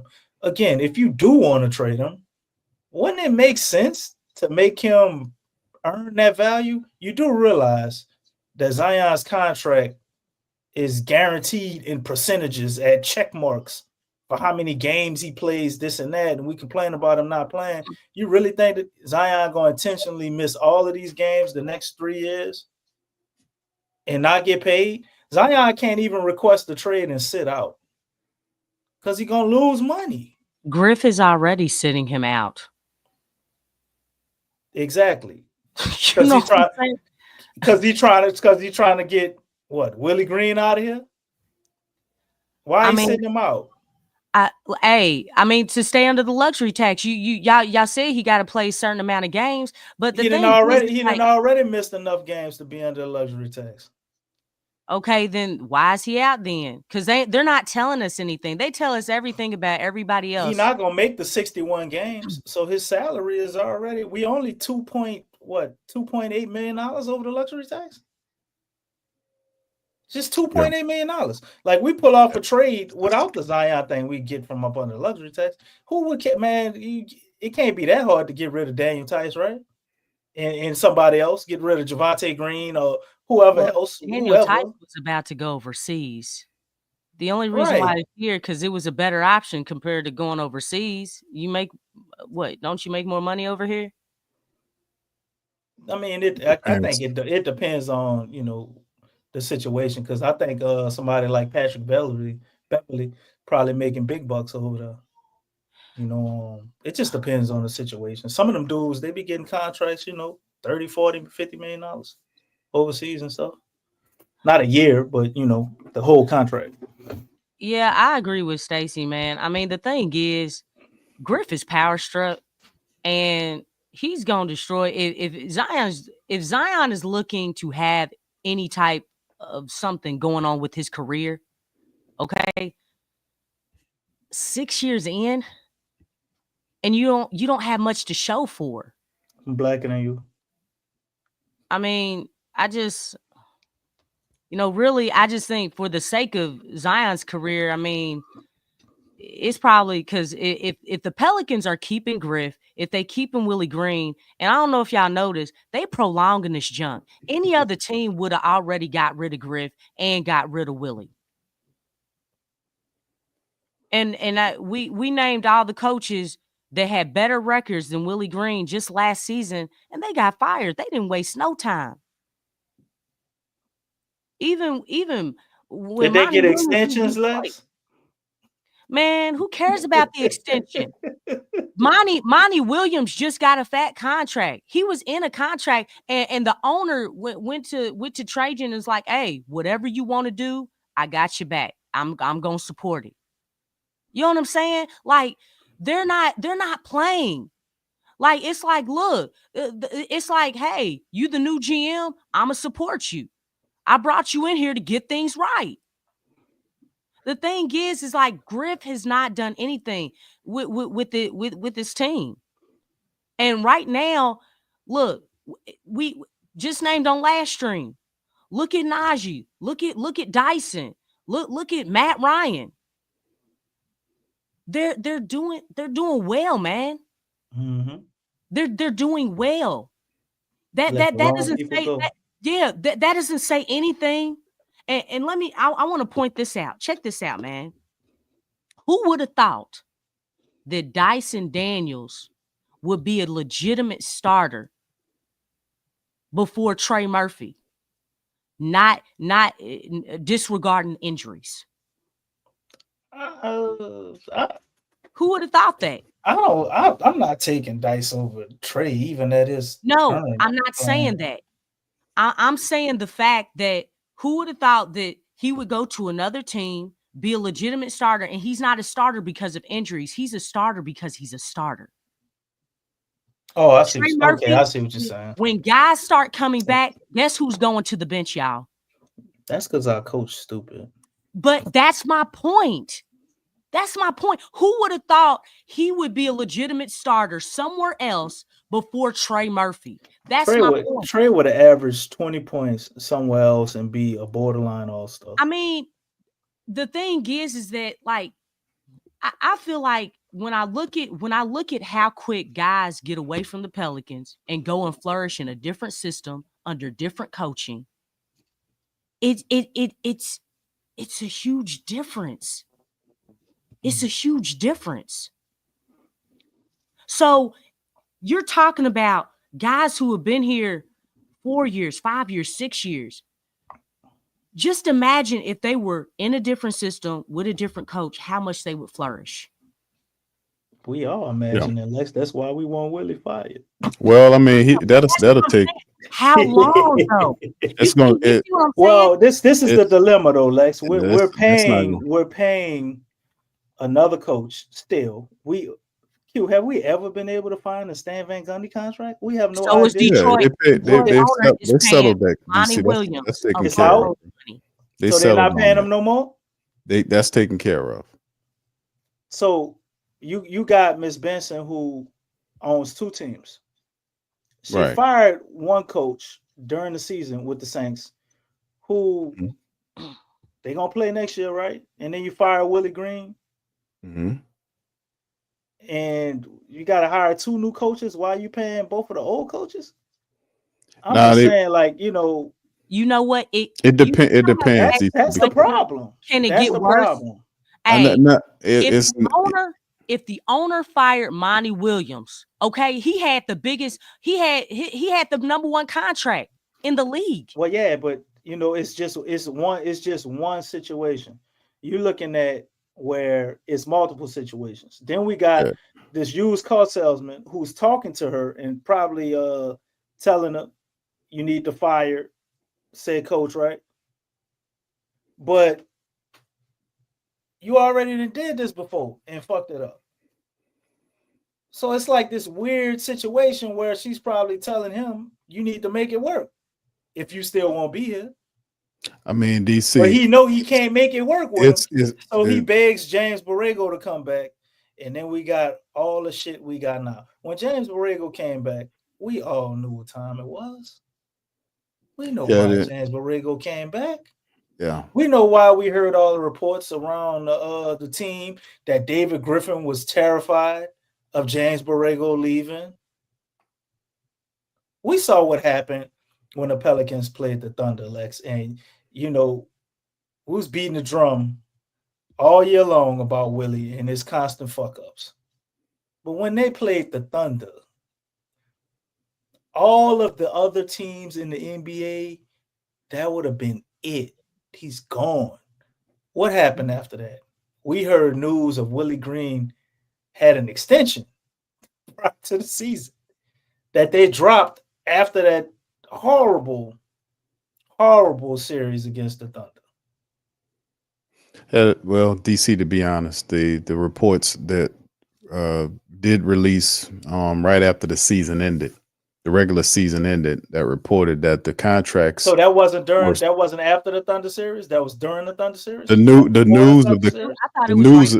news of the contract was released right at the end of the regular season. That's when the news leaked for one day. The end of the for season, 1 day, then there was a media block. They allowed it to leak, and then they blocked it where the reporters were not allowed to follow up. Really talk about, right. See, so we covered it, but the news said, the article said that the contracts, if they were signed in November, that was 5 to 6 months later that they allowed it to leak for that one time period, that they issued extensions, that David Griffin signed extension, Trajan Langdon signed an extension, and Willie Green did. And the details of these contracts are undisclosed, the same way they are for Dennis Allen. It's interesting. They show don't make Zion's contract undisclosed. Well, then the thing is about the Detroit thing. The Detroit thing is they got a history of championships there. So they have a long, rich history of winning in Detroit that they can fall back on. They have an identity as a franchise, that they're a gritty team.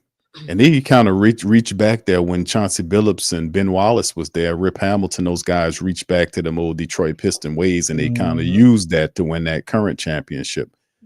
But outside of that, Vibe is their city. That's their city. That's the vibe of the city. That's right. Into the people. Tap into the vibe. Blue collar, gritty city. Yes, and they don't do that in New Orleans. Well, they is looking at the team. I can decipher the difference, and I'm not even from there, nor do I live there. But I can tell there's a huge difference. I mean, we talk about Gail Benson. Gail Benson, and I say it all the time, Gail Benson is an ambassador. She don't know a lot about the pro sports. We know how she got the team. Her husband, she married the man. The man used to bring her everywhere. He brought her to the league meetings for the NFL. He brought her to the league meetings with NBA, and was trying to give her as much game before he got up out of here. Then he believed he left her with people that he can trust, but these people are taking advantage of her. The guy that's there now, the team president, we need to start focusing on him. We need to start putting pressure on the team president, because it goes to David Griffin, but David Griffin has a boss. His name is Dennis Lauscher. Dennis Lauscher is the president of the Pelicans. He's the president of the Pelicans. He's David Griffin's boss. He is the one that is supposed to be overseeing David Griffin. And the reason I'm putting the stress on him is because we're going to force him out. You're right to put stress on him, because for him to hire David Griffin, and ain't he on the Saints side too? He's the same dude on the same position. Same position. He got Mickey Loomis running around crazy over there. Same way, he ain't like good at his job either. No, that's what I'm saying. The team, when I talk about it all the time, so I don't really be saying a lot about it, because but ain't Dennis Lauscher, ain't he in the same position as Mickey Loomis, as far as he's been tied to this to the Bensons for a long time, if I'm not mistaken, right? Yeah, he came up through the ranks and really gained power and got really up to the top when the incident happened with Randy Mueller. When Randy Mueller was fired by Tom Benson, because and then 2 years prior, Randy Mueller, who was the former general manager before Mickey got it, was turning the Saints into something real. He was the general manager, the executive of the year. Then 2 years later, I think it's 2 or 3 years later, he was fired because he was making moves and not consorting with the owner. He made a move and didn't consort with the owner, and Tom Benson didn't forgive him. He just dismissed him. Now he's back with the team, but in a lesser role. But when that happened, that's messed up. But when that happened, that's when Dennis Lauscher got hired in the organization, and there's speculation that he was the one that was telling Tom Benson, "Hey man, that guy's over there making those moves." Oh wow! That's how he was able to get to the. I know about all these. Hold on. I ain't saying the Q. That guy right over there, he's doing stuff he ain't got no business doing. That's how he got him. Hey, yeah, man, I'm telling y'all, man. I know. Did his eyes buck when he said it? You damn right they was bucking. He was Ted Bundy looking eyes. That's what that dumb bitch was doing. But like I said, man, the point is how you force change. You gotta stay on them. You gotta get people to ride with you. And you can't go down now. But see, this is going to be a lot easier than the Saints was. The Saint was, because there's a lot of stupid Saints fans, as they're called. Not all of them, but that's why I created the community called the Great Saint Think Tank, involving thought process thinking, because there's a lot of people that'll, whatever the team say to do, they'll do it. Just idiots, no brains, nothing, just drones, mindless automatons, no brains, no logical process. You don't buy into a bad product. You don't go and buy it. A ride or die doesn't mean that you allow the team to abuse you. It's a bad relationship, then you cut bait and run. You cut off. You don't involve yourself in a one-way relationship. The moment is one way. You make your statement, you lay it down. And loyalty, bullshit. No, it ain't loyal, because where's that loyalty at? It's a two-way street. Everything's a two-way street. It's a relationship. Right. It's a relationship that you have with your supporters. If the moment you violate, then man, all you of us got to demonstrate, here, right? We investors, man. We're investors. We invest our time, our money, and emotions. Yeah, we hold stock for this thing, because the thing is, if enough of us, don't go to the games, they gonna have to do something. We don't. And Lex, listen, they're not going. And I'm gonna say this, leave it alone, because I don't want to go in a long rant on it. But yes, Molly, that was the word on the street. That's what happened with Dennis Lauscher. That's how he gained power and got to the president position in the Saints organization. That he was going behind the scenes telling Tom Benson about what Randy Mueller was doing. That's how he gained power. And how I know that? Because I got the word on the street, baby. I've been around here. Also, listen, about the Pelicans thing, it's going to be a lot easier than it's going to be a hell of a lot easier than the Saints. The Pelicans are already setting up for a fall right now. and make it. And we said this prior to the broadcast. I mean, the season starting, that if Willie doesn't show improvement in his 4th year as a head coach and he doesn't win, then he's going to be the fall guy. They understand that. They understand that there's already been toughness here. They got 4 wins right now in a really brutal schedule for December. He's not going to make it out of December. He's not going to make it out of December. And like I said, and I'm not in the way the team, because at first you see them competing and then they just fall off a cliff. You getting certain guys back. Listen, realistically speaking, and DC, we done had this conversation before. It usually take these guys sometimes between 5 to 10 games. Like when you watch Brandon Ingram, when he gets hurt, it takes him like a minimum of 8 to 9 games before he looks like himself. Before he gets his win. When guys get hurt, it takes time. Look how DeJounte Murray looks. It's going to take, he's been out for a long time. It's going to take these guys anywhere between 5 to 10 games before they start getting back to what they were, and feeling regular again. And while that's happening, you're going to be losing some games because some coaching is going to be involved. You're going to start getting some infighting. That's going to start happening too as the losses mount up, plus is the pressure of these competing factions and the agencies coming in. You got Rich Paul's agency involved now with Brandon Ingram. So all of this is also going to play a part as we're in December now. Remember, the window for him getting traded, he makes that move into December. Between now and the trade deadline, Rich Paul and them got to get to work. That's in the early February. 15th, man, is a big deadline, as you can see right here with the graphic we got up. There's 2 players that become available or eligible on December 15th. That would be Daniel Tice and Javonte Green. So we can have that added salary if you need help, matching Brandon Ingram and whatever we bring him back and part of the trade. And if we are to trade Brandon Ingram and they have a deal lined up, I would guarantee you they will probably be waiting till December 15th to execute it. And if you look at it from that point of view, it would also make sense why Brandon is taking his sweet time coming back, is really sitting out, gonna make sure he be healthy. He might come back and play a game and have another hiccup. Gotta miss some more games, and then it would all make sense. You trade Brandon, keeping him healthy for the trade. Right, and then all of a sudden, now Zion is healthy and coming back. Right, and then Willie Green is being fired or whatever. Like it's always a strategy in these deadlines that they move on to do anything. Everything is so long with them.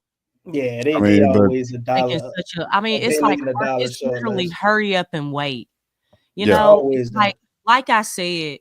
Man, Frank Vogel, Griffin, even Ham, it didn't take all these other teams long to get rid of these guys. It's like, what are we waiting for? And you know what, DC, you asked the question. They don't have any options. And the thing is, it can get worse. You're losing time. You're wasting time. This year is already wasted. No matter what but they wasted already wasted in the year before. In the year before. I ain't gonna say all that, DC. I ain't gonna say all that. I'm saying, okay, the year we ain't winning shit. There ain't nobody been in this situation that came back and won no damn championship. The best we could hope for. I ain't talking about no championship. Well, nobody's talking about that. We ain't talking we ain't talking about that right now because this is a gap year, I think they would call it. That's what everybody's saying. Like, you have one of the best drafts coming up in years, and you're gonna bend over backwards and play hard and mess up your draft standings. I mean, realistically, we need to get in the top 10, top 5. You know what? We ain't got to be I hope Griff is not gonna be here. Because the thing is, no, man, that's not the plan. The top. That's not the plan. Right, man. It is, Lex, but that's what I'm saying. Like, this year, no matter what, is still a lost year. Let's say the Pelicans continue to flounder the way we want them to.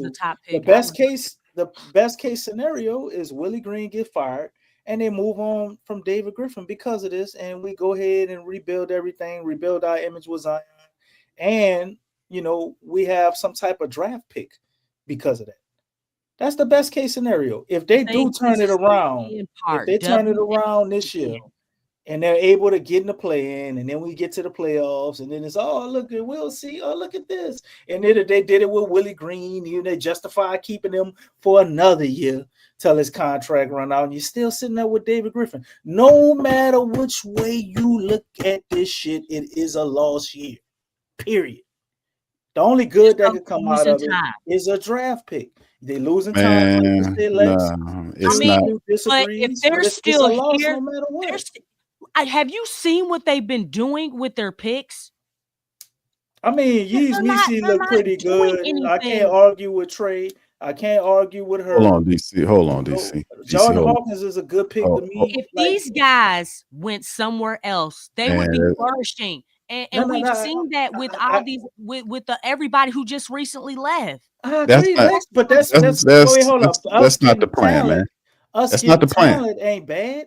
You know, DC, hold on, DC. We've been there. That's not the plan. That's not the plan. When that guy first came down here, he accrued a ton of draft picks to use on young assets. And he got the young assets. He drafted Trey. He drafted Dyson Daniels. He drafted Jordan Hawkins. He drafted some of these other guys, and he brought them in here. And we can't develop. He drafted second round draft picks. He picked up undrafted guys and developed them up to a point like Najee Marshall or Jose Alvarado.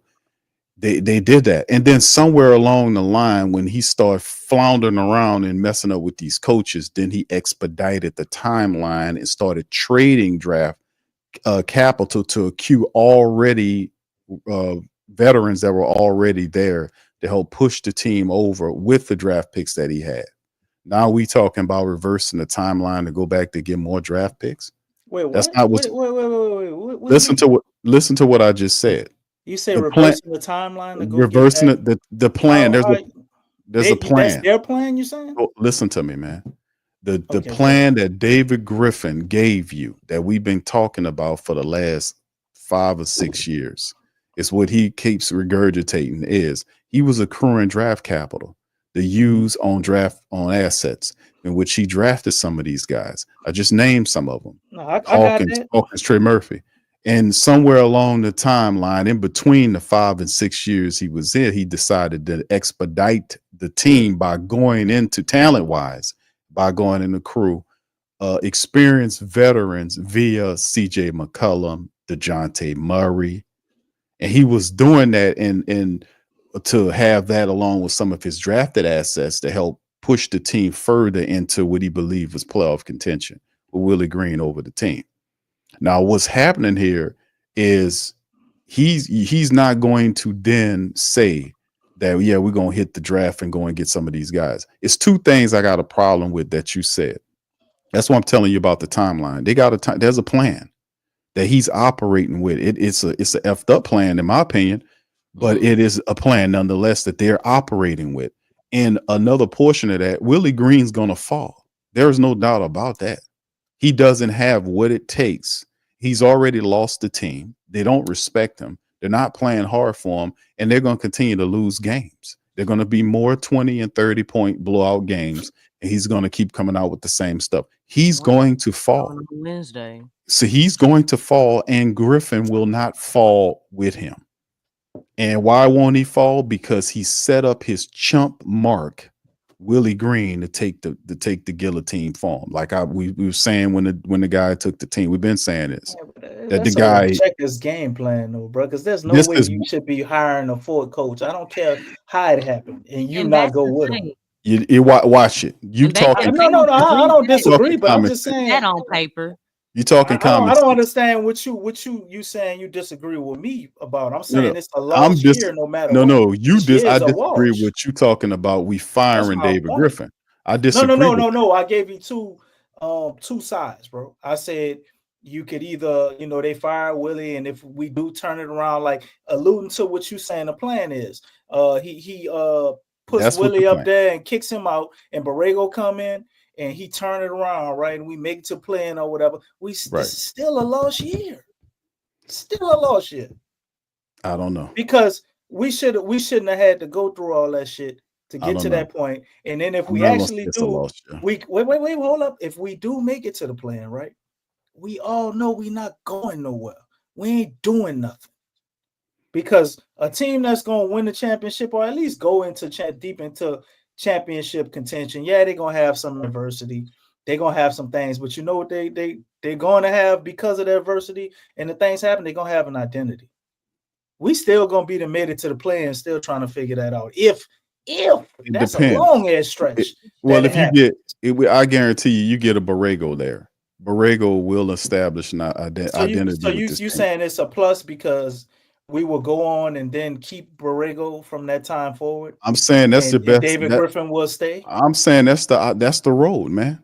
I don't see why everybody don't see this road. I'm not saying I can't see it. I'm just saying it's still a lost year. I'm not saying I hear what you're saying, and I can't agree. I can't agree with you on. I can't disagree or agree with you on that because it's still a lot of time depending on what happens. But I can tell you, the road the Pelicans is one road. And right now, David Griffin, in my opinion, he will not be fired this year because somebody got to fall, and it's going to be Willie Green. He's a chump.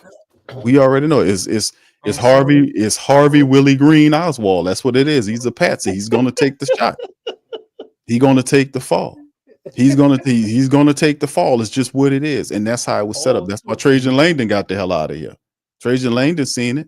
We've been saying this for years, man. That is this the road that we're on. They're not going to fire him because, number one, you don't have a proactive president to go and say, hey, man, what you said you was going to do this. You said you was going to do that. What the hell it is? Why are we doing this? You don't have that. I just told you. You got a guy that is not a real president of basketball operations. He's a treasurer. Well, hold on. Let me finish my thought. That's what I'm telling you. That's why you will not lose him.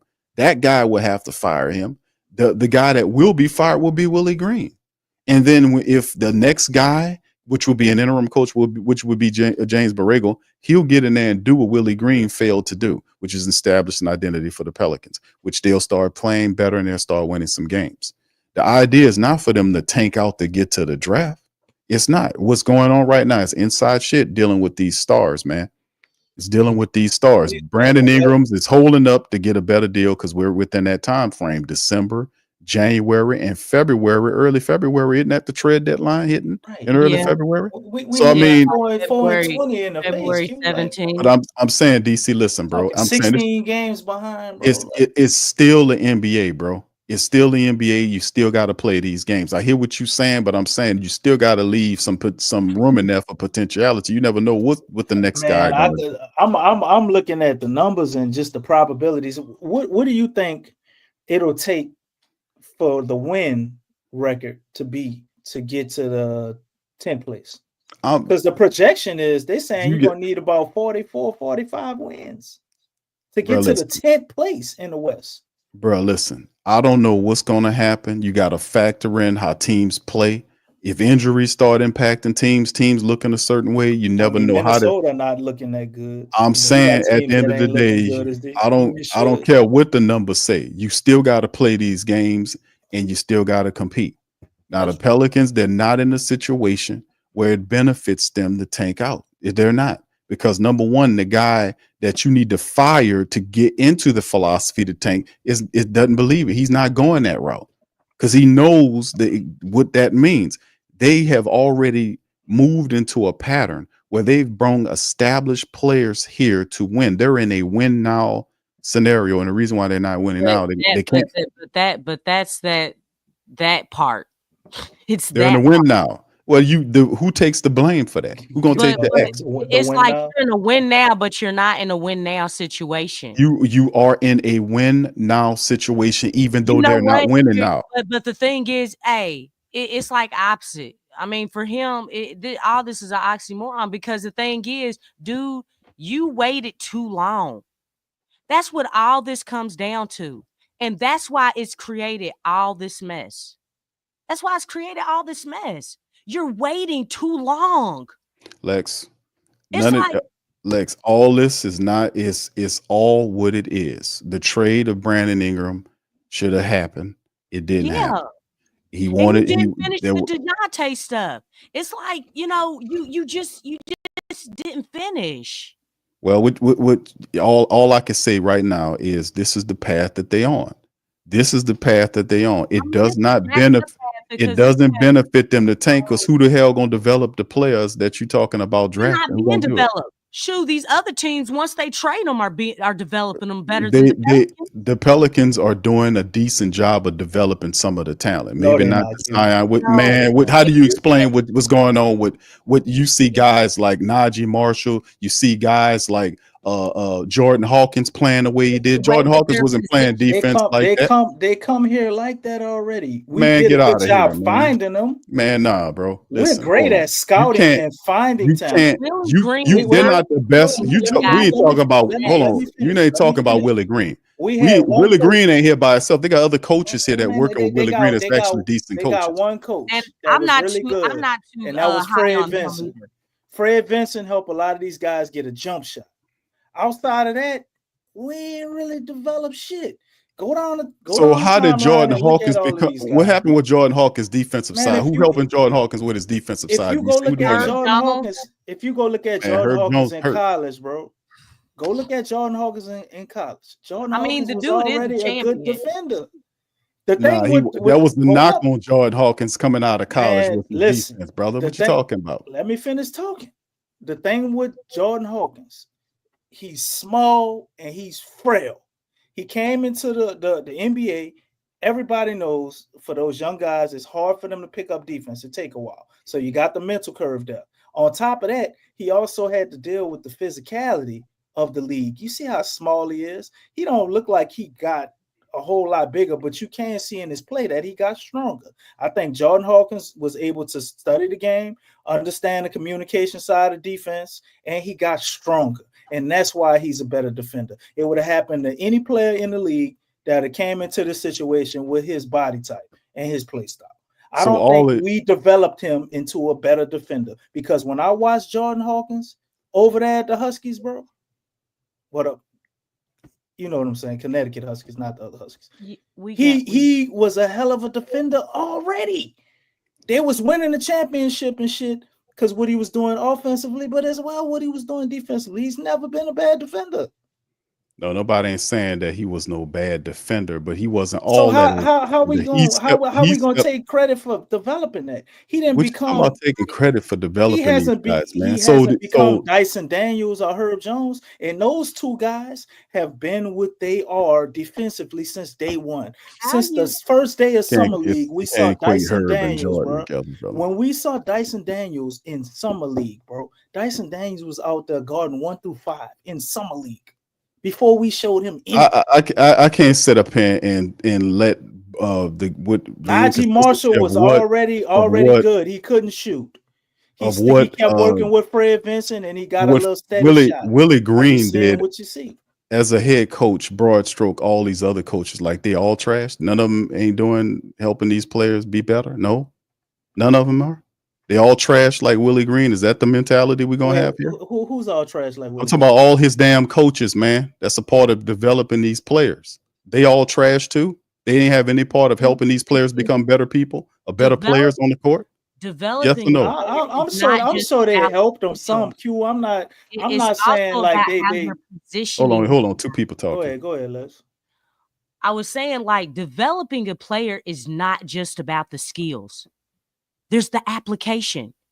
There's in the game, positioning them in the game to utilize those skills. It's a clash. It's a clash. Once again, let me ask you. Let me ask it again, Lex. Let me ask the question again. Did any of the coaches that's on this staff help these players develop to better players for the Pelicans? That's what I'm asking. Just take Willie Green out of the equation. He's a part of the team, right? I agree with that, Q. I'm not saying like, the dudes are just total numbskulls. I'm comparing it to like broad stroke Willie's incompetence. I'm comparing it to the rest of the league. Like if they got these same guys that we have, they would be light years ahead of where they are. That's easy to see. That's all I'm saying. Go ahead, Lex.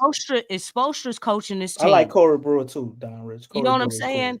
It's going to be a huge difference in development. Okay, it's going to be a huge difference. Like these guys, according to this system, if you want to call it that, or this philosophy, like, yeah, it works. But when you're comparing it, just like DC said, to other teams, what are we trying to get to? Are we trying to get as high as we can go in mediocrity? Or are we trying to get to where high as we can go in competing in the playoffs? So when you're looking at it, it's all about the scope that you're looking at and the level that you're looking at all this stuff. If you're looking at it just with the Pelican staff, okay, hey, these guys have maximized, they've developed as much as they can with the Pelicans. But guess what?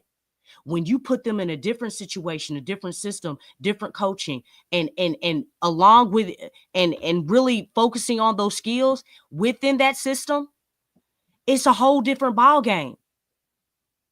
It's just like, sometimes some people can't expand their mentality outside the hood. Okay? They're like some people in the hood, like they have the mentality and it can only go so far. But you know what? What if you go outside the hood? What if you start traveling? Guess what? That mentality changes. The scope of it changes. And that's basically the Pelicans in comparison to the rest of the league. It's bigger. Like it's a whole new world out there. Well, yeah, Lex, I get that, and I can agree with you on that. And if you comparing them to a Miami Heat, or you comparing them to any team with championships or a championship mentality, they're gonna pale in comparison. So there's no debate on that. All I'm saying is, at the end of the day, is that this staff and these players look different when you move out the head coach. If you have, and we've seen it last year, even if you take James Borrego and put him in there, like when you took Willie out of that COVID game, they played the same damn team and looked totally different. That's all I'm saying. It's like these other coaches here that we have, some of them, they're actually pretty decent coaches that do a pretty decent job. But I don't want Willie Green's garbage to tamp them, because they look different with a different leader on top of the team. But yeah, at the end of the day, what I'm saying is, because this is a whole nother stream to have this debate about how funky and trifling the Pelicans are as an organization. But at the end, it's a lot of stuff at the top of the team that's not going to happen inside of the season. Like, you're not going to see a firing of David Griffin in season. You'll see a firing of Willie Green, but not no David Griffin. In order for that to happen, somebody have to pull this whole card. That means that president and the owner will have to say, hey man, it's time for your 5 or 6 year evaluation. Let's see where you are, and we want to see if we want to move forward with you on that. There is nobody doing that. That guy is basically moving around up there by his damn self. And I'm sorry that sounds like that, but I got some experience on that, because that's the same damn thing Mickey Loomis is doing for the Saints. Same thing. That asshole didn't even want to fire Dennis Allen. We had to pressure her into firing him, and he was upset about it. He's still making comments about that shit. Huh? He wanted. Dennis Allen is a good coach. It's a great coach. This is a moron. It's a moron. These people are morons. But it takes time. So in the end, you're not going to get all of them at the same time. You're going to get one at a time. You just got to keep your focus. The first one to fall, like we got Dennis Allen out of there. The next thing is to force the change at the top. That's what the tenants, or whatever you want to call them, for the boycott that we set up, is first fire the coach that got that. Second, force a change at the top, bringing more IQ into the building, moving Dennis Lausch out of the president, all this kind of stuff. That's the part of the prerequisites for us to give you support again. So, and this is the same thing with the Pelicans. It's the same thing, but I think it happens easier because they're in a way worse position right now. They're 4-18. So I don't think he makes it out of the month of December, because I can look at it and see the guy's lost the team. They don't respect him and what he's saying. So he's going to get fired probably within the next 30 days. And outside of that long? I'm gonna say probably in the next 30 days, DC, because I thought you were gonna say like the next 2 weeks or so. no, I would say probably in the next 30 days, because the reality is, I mean, I would love to see him go in the next 2 weeks, because I mean he's completely lost his team. They're not listening to him, and he's saying the same rhetoric over and over again. Wouldn't that make it a lost season at that point then? Because if he goes on for 30 more days, that's at least 10 to 12 games. It does hurt. It does hurt you. It does hurt you. How many games can we possibly win in the next 30 days? In the next 30 days. Matter of fact, before we Less get than out 4? of here, we can do this. We ain't got to go on and on about it. But let's just pull up the schedule and look at the next 30 days and see what games, man, are there. You said less than 4. Less than 4. Less than 4 wins. Flash the schedule up there. We'll do this and go ahead and wrap up and get out of here, man. Go ahead, put it up there. Okay, I don't have it on tab, but let me see. I'll find it for you. Hey, take your little Johns off and look for the something gun. Little Johns. Yeah, you got your little John glasses. You got the black glasses on, man. These the mirror tints, dog. Oh wow. Mirror tints, baby. Little John don't rock like that. Damn. Hey, that's closer to you, player. That's DC sitting up there. Look at him. Man, you know what? Q done found another damn doppelganger of his. Man, put your dreadlock wig on. You got somebody that looks just like you, bro. You kind of do look like Lil John. DC Your crazy. dreadlock wig on. He's insane, man. Oh, I'm insane. He don't look nothing like me. And our classes don't even match. So, like, how you put that on me? That dude look like me versus you? He look more like you than me. Dude is insane. This man is crazy, man. So everybody who got dreadlocks look alike? That's what you're trying to say? I didn't say that, brother, but you kind of look like the brothers. All I'm saying. That's what you saying, player. Everybody who got dreadlocks. DC, we don't. Why are you doing 30 days? There you go, man. Look at the next. Nah, that's what you know. You went on. 30 days is a month. 30 days is a month. So that's 10 games, isn't it? Like 10 to 12 games within the month. 12 games. Oh, Q, Willie might get his job saved at the end of that month. We play Washington twice at the end of the month. That might be your wins right there, bro. That's at least 2. At the end of the month. That's not it. That's the beginning of the next month. Yeah, the beginning of the next month. What are you talking? No, you ain't been that long, man. Well, I'm saying the end of the 30 days, the end of the month, like the end of the 30 days is what I was saying. DC tripping, man. You said 30 days. I'm saying at the end of the 30 days, it'd be Washington and Washington. No, December 5th to December 5th. The next month, DC, the next month, just December, brother. Stay in December, DC. Oh, if we stay in December, it's all losses. It's well under 4 players. I don't see us beating the Spurs. We're not beating the Spurs. Don't say that too loud. Don't say that too loud, Sean. I'm listening. We got to keep it real, man. Don't say that shit too loud, Sean. I'm listening. Man, we play Phoenix. We play Oklahoma City Thunder. We play San Antonio. We play Houston. Then we get to play the Knicks again. We play Denver and Joker probably. He gonna play this time. 27. We play Houston again. Then we play Memphis again. Then we play the Clippers and Miami, bro. Before we can get to the goddamn 4 and 27. Come on, told man. You, he ain't gonna make it. The next 7. You think you can make it 30 days? I was just telling you, within the next month of games. I'm surprised he's still around right now. All these teams are actually playing pretty well. Yep. All these teams are. I mean, this is You think that octopus is? But you see why I keep saying to win. Yeah, WHEN, like it's like, when are you going to make a change? Until they forced to. You have to be forced to make. They're very reluctant to change. No.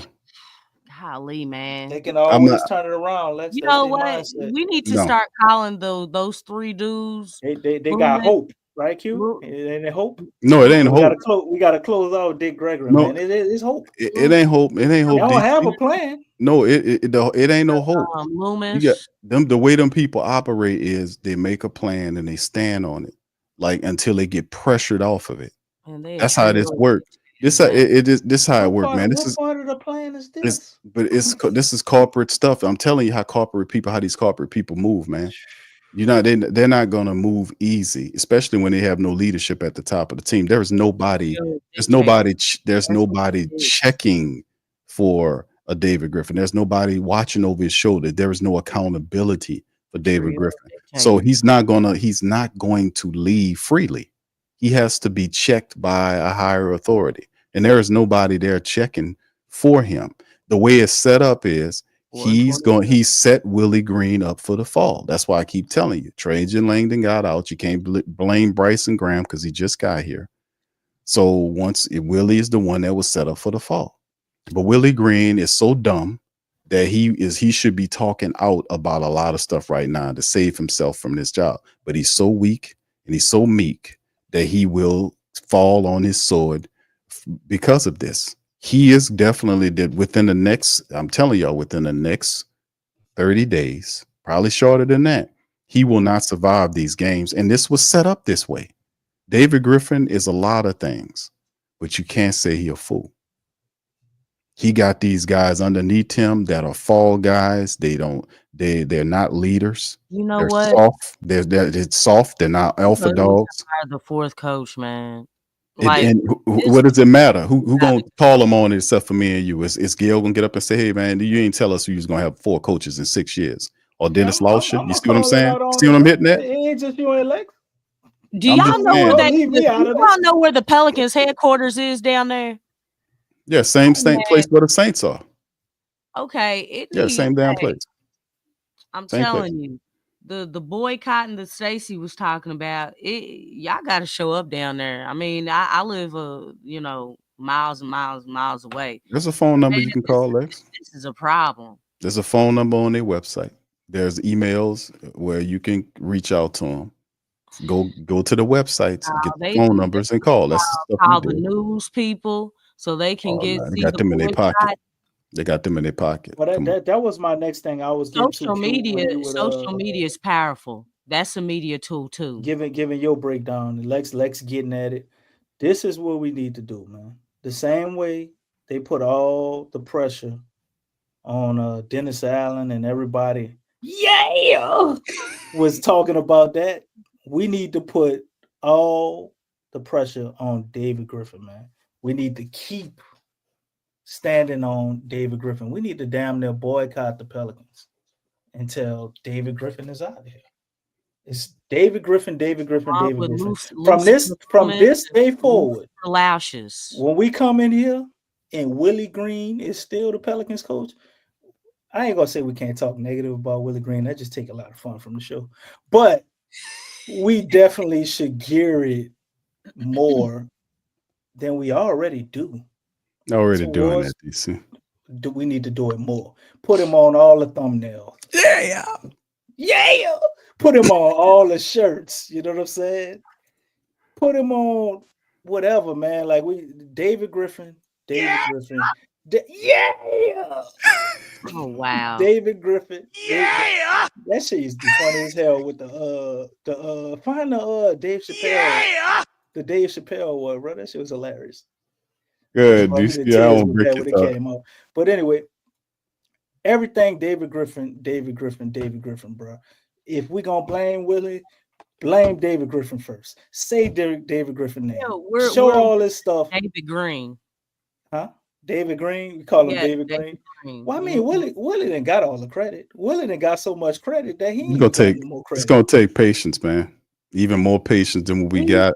Man, I'm not trying to hear that. We just need to put David Griffin. We need to put David Griffin's name on team, man. Everybody who watches us, everybody who watch any other podcast about the Pelicans, whatever, man. David Griffin. They need to have posters in the arena saying "Fire David Griffin." Like, we need to make this a thing, bro. Just like they did with Dennis Allen. You gotta have the same type of thing, because Willie Green is already a lost cause. That is gonna fall at some point anyway. You gotta have patience in war, fam. We gotta have patience. I'm just saying we need to ratchet it up. Have patience in war. Yeah, I'm just saying. Ratchet it up, bro. You gotta have patience in war. This is chestnut. Don't nobody need to be in the building. Who? Don't nobody need to be in the building. They will. A lot of them start messing with people's money and stuff. That's corporate too, right? Yeah, well, yeah, that's how you make them understand. That's how they feel you you. know what I You want to gotta see? affect their money. You I gotta want to affect their see. money. I want to see the Pels at some point, even if it's next year, hopefully this year, they win in a couple of games and David Griffin crawl up out of his hole to talk, You notice right? he's saying nothing now. In the Smoothie King arena. And I want to see some people go behind him and put a poster that say fire David Griffin. Yeah. While he's talking on ESPN. Fire this asshole. That's what That's it should what I say. want to see. And it can I be wanna done. see There's something some like that. there's some I wanna see brave that. souls out here. You know what I'm saying? Like, man, I don't even care. Why you escort me out? I paid for my ticket. I'm gonna have a They right to can't hold my escort coat. you. They can't escort you out for that. But that's They'll what I'm march your saying. ass But right no, up they'll out of there. try I'm to. talking about DC. They'll try to though. They'll march your ass right up out of If you there. go for it, They'll tell you if you put don't that if you sign don't away. use if you don't use no like cuss words or nothing, and you put whatever you put up there, they can't tell you nothing.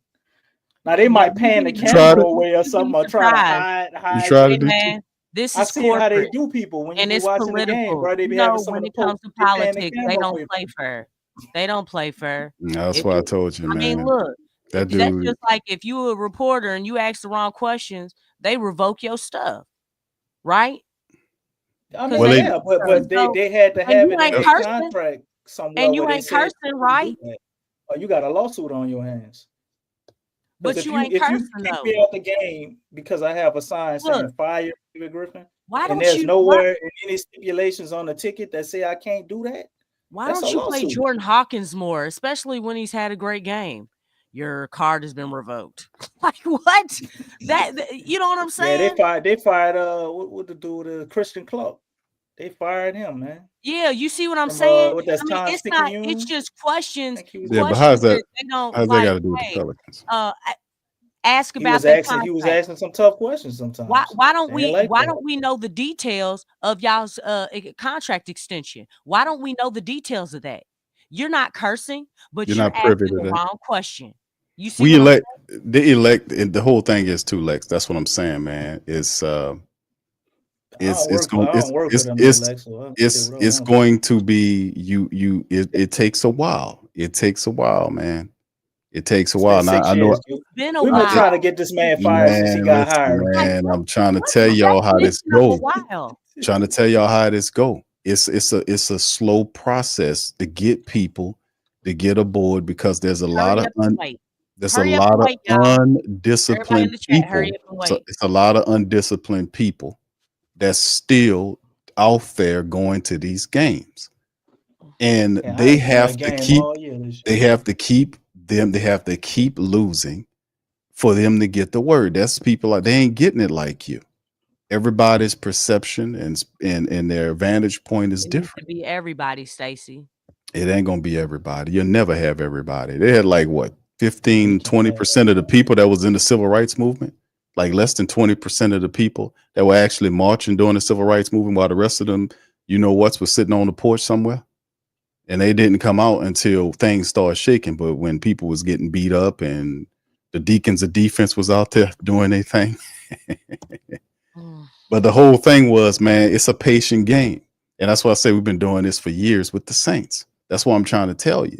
For the Pelicans, it's not going to be as long as what the Saints was, because you've already forced a change on that side. It's the same ownership. Right now, the Pelicans are in way worse straits than the Saints are. And then if you look at them, they're 4-18 right now. What I'm trying to say at the end of the day is that I'm not promoting any of this. I'm just reporting to you guys what they are telling us. And I also know how the game go. And the game is they won't fire David Griffin during the season. I would even go to tell you that there is nobody checking for David Griffin to making sure he's doing what he's supposed to do. That's the whole point. It'll be a different thing if the president was doing that. The president, Dennis Lauscher, was doing that. He's not checking for David Griffin. He's not checking on him. He's not checking him to make sure that he's meeting certain indicators that he promised. He's not checking them. Nobody's checking. These guys have free reign. And Dennis and this guy Griffin, he's a grifter. He knows it. He noticed how he likes to talk, but you hadn't seen his ass at all since they've been losing, huh? He knows when to step out, when not to. Very crafty guy. Very crafty guy. And now, like I said, he's a lot of stuff, but he's not stupid. That's how he sets up little weak, passive people around him to fall over when things don't work. And he set up a bunch of inexperienced people around him. This guy's a narcissist. He's a cult leader. Like I've been saying, he operates the basketball cult. This guy terribly insecure. I know his person type because he got to be the smartest guy in the room. He's a narcissist, and he can't have anybody in there that knows more about basketball than him at that position. So he has to run everything, and he's the one that's trying to facilitate the trades. He's the one involved in the timelines as far as the injuries are concerned. He's everything that's wrong with the Pelicans. He's at the genesis of it. But these people aren't checking for him. So right now, all you can do is the knock off Willie Green, which is the crash dummy that was set up to set up to be the guy to fall. We called it before. He's the next crash dummy to get ran over. It's just what it is. And when that happens, then you'll get Borrego and you'll start picking up wins, because any competent coach can win with these players. Any competent coach can win. They will start winning when they knock him off and get him on up out of here. So the thing is, they're not going to volunteer that right now. They're waiting on you to see if you can generate or get mad enough to say, I ain't coming to them goddamn games. And then that'll force their hand, because all they care about is money at the end of the day. And that's real spill. So that's what it is, and that's how it is. So anyway, we're going to get ready to get out of here. DC's putting up some kind of stuff. His internet bad, so I don't know what he's doing. You know what I'm saying? DC, what is this, bro? What you doing? What's that all about? Oh, I'm sorry. Go ahead and end the show, Q. All right. So shout out to y'all. Appreciate y'all being in the stream. Much love to y'all, man. Lex don't like that answer. All right. Oh, I'm sorry. You read my facial expression. Yeah, Lex don't like that news. No, I'm just the patience thing is that's like that statement you made, like Willie needs to look in the mirror. Man, we passed that, man. We passed that. You know what I'm saying? We passed the patience. We're past that point. I'm with you. And I'm just saying, I'm telling you how it go. These people only care about money. Am I right or am I wrong? So you mess with their money and stuff. That's what and you gotta do. Really at this point, I feel like the NBA should step in and investigate the whole organization. Why? Because they doing that bad. We got players that sitting out. We know our 2-star players ain't really hurt like that. They don't care. They don't care. The NBA ain't gonna come and save you. Well, I mean, they finding, you know, the Sixers and they find Atlanta too. They count on the Sixers to be there. You got to mess with that money, right? The Sixers are part of the top 6 or 8 franchise teams that have great historical importance to the NBA. The Pelicans are a team that have not established respect league-wide. I know. As an organization, and this is why. They stepped in before, though, right? That's because they bought the team. They bought the team, and to make it feasible for it to be sold.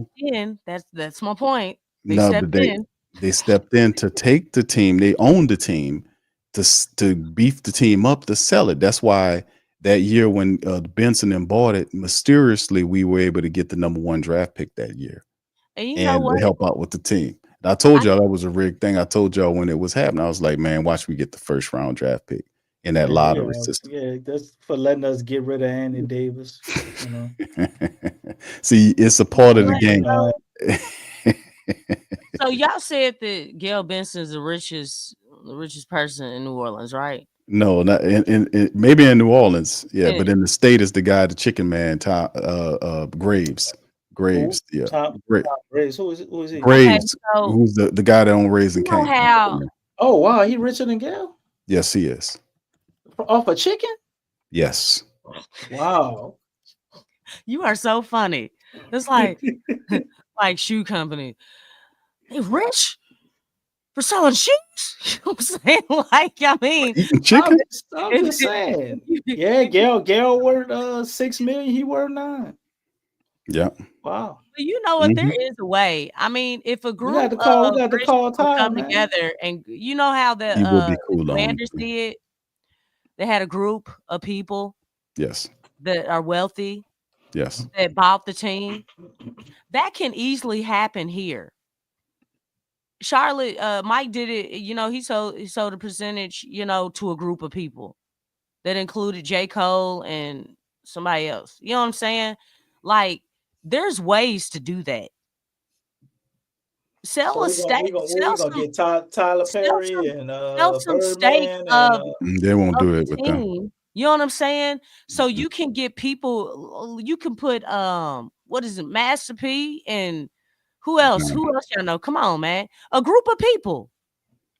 That's how they've done it. Yeah, Y'all understand what I'm saying though? yeah, but I just feel like, man, the Pelicans, man, we've the Hornets first, now the Pelicans. Now it's just it's a team, a joke franchise. I mean, we you know, you want to we are advocating for the firing of David Griffin, and he deserves to be fired because he has not fulfilled what he was supposed to do here. It's been a lot of foolishness. You know what's But if you look at the historical aspect of it, he was the best VP general manager you ever had. I would leave that title vacant. That's the sad thing I would about leave the that whole title situation. vacant. He was better than Dale Demps. He was better than Jeff leave the Bowers. He title was better than all these other vacant. clowns that we had. So they're not a respected team. So I mean, they had an opportunity to get Joe Dumars. He was going to be the VP. Agreed to come down here, and they was starting to talk money with Tom Benson, and Tom Benson didn't want to pay him because what the mentality of the team is set up is that they just it's a honey pot for them. It's a money. So it was a honey pot for even him. It's a money pot. Yeah, hell yeah, it was. He was using the athletic. Just piggyback. He was using it as a honey pot. That's all it was. This ain't about being patient. If this is the way that they designed it, then you know it's like it's basically saying ain't nothing about to get better. No, that's not true. This is what it is. No, it's not. That's not true. You're not out of the equation. What I'm saying is you have power here. You just have to use it. That's all it is. Your power. Your power is stronger than anything they have. They're based. Your power is their power is tapping into your power. It's getting some of what you got, and your power is your ability to withhold your money. That's power, because that's how she getting the money. She getting the money from you to pay the players. She gets some money from you. You paid for that facility down there. That land was basically given to them. That facility was built with taxpayer dollars. And they have a ridiculous amount of tax incentives, and they don't pay rent on any one of those buildings. And they have all kind of goodies so they ain't that they giving get down back. here. They give back. They give back. Offer them jobs. They don't pay the people who work there enough. That's a whole nother argument, though, Lex. That's a whole nother I know, argument. but I'm just saying that's just like you know, before the NIL deals. You know what I'm saying? All you gonna offer these student athletes is a full scholarship while y'all making millions off these kids. Let me get DC off this picture. Man, bump that. I'm glad they changed that stupid thing too.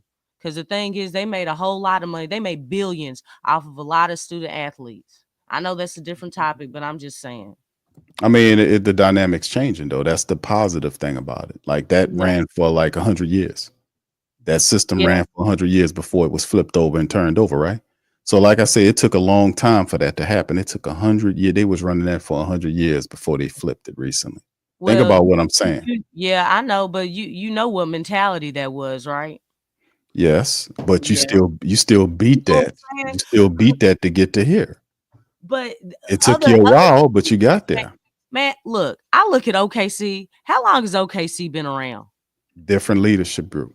I know, I understand that, but they're a small market team. You know what I'm saying? They're a small market team. Like, and they've grown like twice.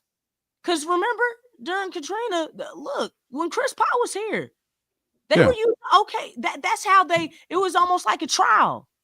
A trial. Yeah, that's how they got the team. They got hey, we can have a team here. We can support a team. Yeah, the NBA, that's how they got OKC out. Yeah, that's how they got the team. Like, okay. Yeah, but what I'm saying is, what I'm saying though? Yeah, I get you, but they use the Pelicans team to build their team. Like, hey, we got a trial, and the trial looks like it worked out. Let's build our own team here. And look what they are, and look what the Pelicans still are. They don't have the vision.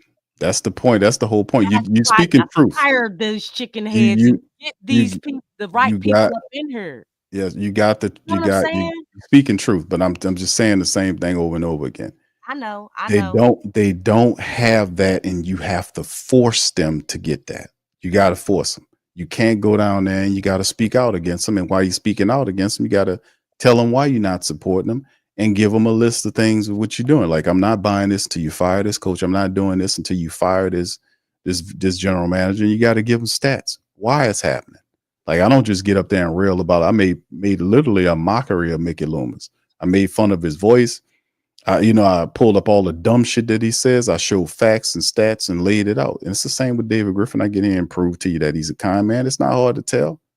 These guys, he has zero reputation in terms of building a team and doing it, even though he's better than the best that we had, because it's been a shabby situation out here. They wasn't serious about winning anything. They won here. That's why the playoff appearance was a spotty at best.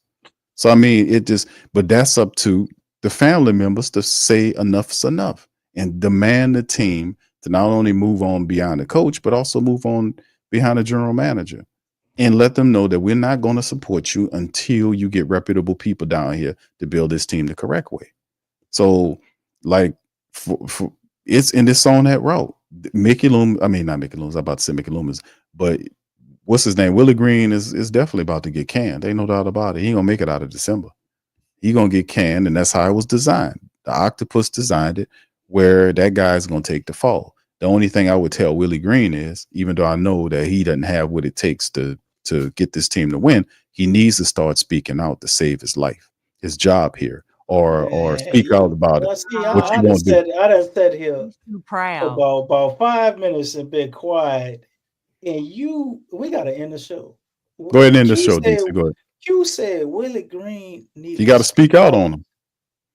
That's his only recourse. That's what I'm saying. I ain't saying nothing wrong. He has to, because he's a fall guy. He's a patsy. I'm not gonna let you guys take no money out of my pocket. Willie Green ain't gonna say shit. You know it. Not. Fucking duck, man. He's not gonna break the company protocol. Like, he's not gonna say playing anything. with joy. Where's believes the joy in losing? Has anybody ever asked that question? He got to stick to code and ethics. Willie Green don't even drop the. It's like some people they'll toe the ethical line and say the right things, but they drop like subliminal or subtle hints or kind of just give you breadcrumbs. He don't even do that, bro. You don't have that, DC. Willie Green ain't gonna say nothing. It's sad, but that's who he picked up when he would. And the reality is, like I said, man, when he took the job, the man sold his soul to get down here, because not nobody with no reputable, self-respecting person would take the job. No reputable, just a respectful person would take the job with the VP picks all his guys. But close the show out, DC. We got to go. We got to clip this for Willie Green, man. You know what that song is? Whoa, hood, good God, y'all. What is it good for? Absolutely nothing. We need to clip that absolutely nothing and to say that. Say it again. Say that again, DC. What you just said? I didn't recognize nothing you said. What you said? Tell him the song, Lex. No, you said. Say it again. The name of the song. No, say what you just said. What? Yeah, the name. Hold on. Who made that song? That's hold on, DC. Say what you just said, because I didn't recognize what you were saying. Absolutely nothing. Say it again. That's what you said? Yeah. You said something before that, though. He was singing the song. Sing the song, DC. Say it again, because I don't want to say it now. I don't like where this is going. I am not Willie Green. I'm not walking up to no goddamn guillotine. I don't know where you're going with this shit. I said you saying you singing the song. Yeah, but sing the song again, because I didn't understand what you were saying. You are a goddamn historian. I know you know this song. I ain't about to. I know the song, but I don't know what the hell you was talking about, though. Well, you tell me how the lyrics go. Why don't you? No, I want to hear what you got. Oh, you had it. You know them with more conviction. Come on, DC, from the diaphragm. Go ahead, DC. Say it again. From the diaphragm. Go ahead, DC. Don't try to detract. Go ahead. Where I am from, we do not believe in war. We leave that up to Jeff. Nah, he misdirected. Go ahead, sing the song. What DC. is war good for? Man, Absolutely look, you know nothing. you didn't shoot the sheriff, but you did shoot the deputy. Now, come on, let's That go. was still terrible. But DC. it was in self-defense. War by war. There you go. Oh, the group name was War? War, Yeah, but we got to clip that absolutely nothing, man. Because absolutely DC. nothing. he ain't gonna say Just nothing. stick to rap, He ain't DC. about Just to. stick He to ain't rap, about bro. to protect. He ain't about to protect his Stick to rap. legacy, Stick to rap, DC. his Stick- coaching lineage. This is Willie Green gonna be a one-time head coach, man. Nobody ain't getting no head coaching No, job after and this. you know what? Ain't Why, nobody. why is the song? Why is he dedicating? Lex, I want to know why is DC dedicating that song to Willie? That's what Because every time he talk, what come out his mouth is absolutely nothing. Oh, I got you. Okay, I understand that. Look. See, I was trying to get. When you out there man. coaching, You need some coffee? Are No, you just coaching? I've been DC. Have been knowing DC for a long time, but sometimes it's hard to read what he's saying. It's a timeless cut, man. Anything Willie say, you could just play that after. And Anything he's doing is Anything. doing nothing. The adjustments, absolutely nothing. The rotation. You know what I'm saying? Yeah, absolutely. What is it good for? Okay, I got it. Look, rollover challenges, absolutely nothing. Holding timeouts for no reason. Look, oh my God. Bro, like say it again, huh? There you go. You gotta do the thing. You gotta do it right. Most coaches go fuss at referees when they do bad calls. What will he do? Absolutely. He walks up to him with his hand out like he's trying to borrow $1. No, he had that same dumbass face where his lip be sticking out. Oh, goodness gracious. What are you proud of? Look, what are you proud of, Willie? Absolutely nothing. He proud of everything. He proud of his players, Lex. He ain't gonna tell you that shit. He proud of his players. We got to the arena in time. The L. My guys were well dressed. They complied with the uniform policy. We're proud of that. They look like a well-behaved team. The guys didn't stay out too late. We're very proud. I mean, because it can't be they play, so it got to be they're. Oh no, I forgot. They're very great, upstanding young men. That's what he's proud of. He didn't say that. Yes, he does. No, he didn't say that. He said they're you upstanding. don't need to help him. Don't help him. They're upstanding young men. These are a great group of guys. He said we're proud of our group. These are a great group of guys. I'm not talking about tonight. Oh, Y'all remember when they said they're excellent young men? These are excellent young men. He break out the whole college coach speak. Keep calling them excellent young men. You know what? These are not kids. These are grown men. Like this is crazy. Who on anybody who's played basketball, who is talking about how proud and talking about joy and stuff, man? Willie is he's a church coach. You know, okay. He's a church for the then basketball he needs to go to the church league. You know what I'm saying? He needs to go to the church league. Yeah. What it is it good for? Absolutely nothing. All right, here we go. You are. I think you got it, brother. Hey. Good job, Q. Look, and that's the face that you have. That's the face we all have when he's talking about joy. That's actually how proud. That's not Lex. That's how Antonio Daniels looked at him when he said this is Antonio Daniels' face right here. Oh my gosh, man, play that again. It ain't you all, it's y'all. Y'all. Sound like a karate movie, y'all. Told him, man, he sound like a karate movie. He sound like a karate movie. That's and a he's fool. Asian too, or He tell that man he sound like a karate. He's like, why'd you say karate though? Why didn't you say kung fu though? Karate movie, y'all. Nothing. Good God, you all. It ain't you all, it's y'all. Y'all. You sound like a karate movie, y'all. All right, we gotta go, man. We about to go into a whole nother thing. We gotta get out of here, man. We gotta roll. Yeah, this right here is on point, man. Look, every time Willie talk, we need to play absolutely nothing right after it. Right, immediately after his interviews. Man. Oh my gosh, that'll be classic for real. Appreciate you, James, man. All the way from the United Kingdom. Yankee, shout out to you, James. UK in the building. Appreciate Much you. love, man. You the champ, man. You the champ, bro. Yeah, you the real MVP. Yeah, that's straight from Lil John telling you that, so that means a lot, man.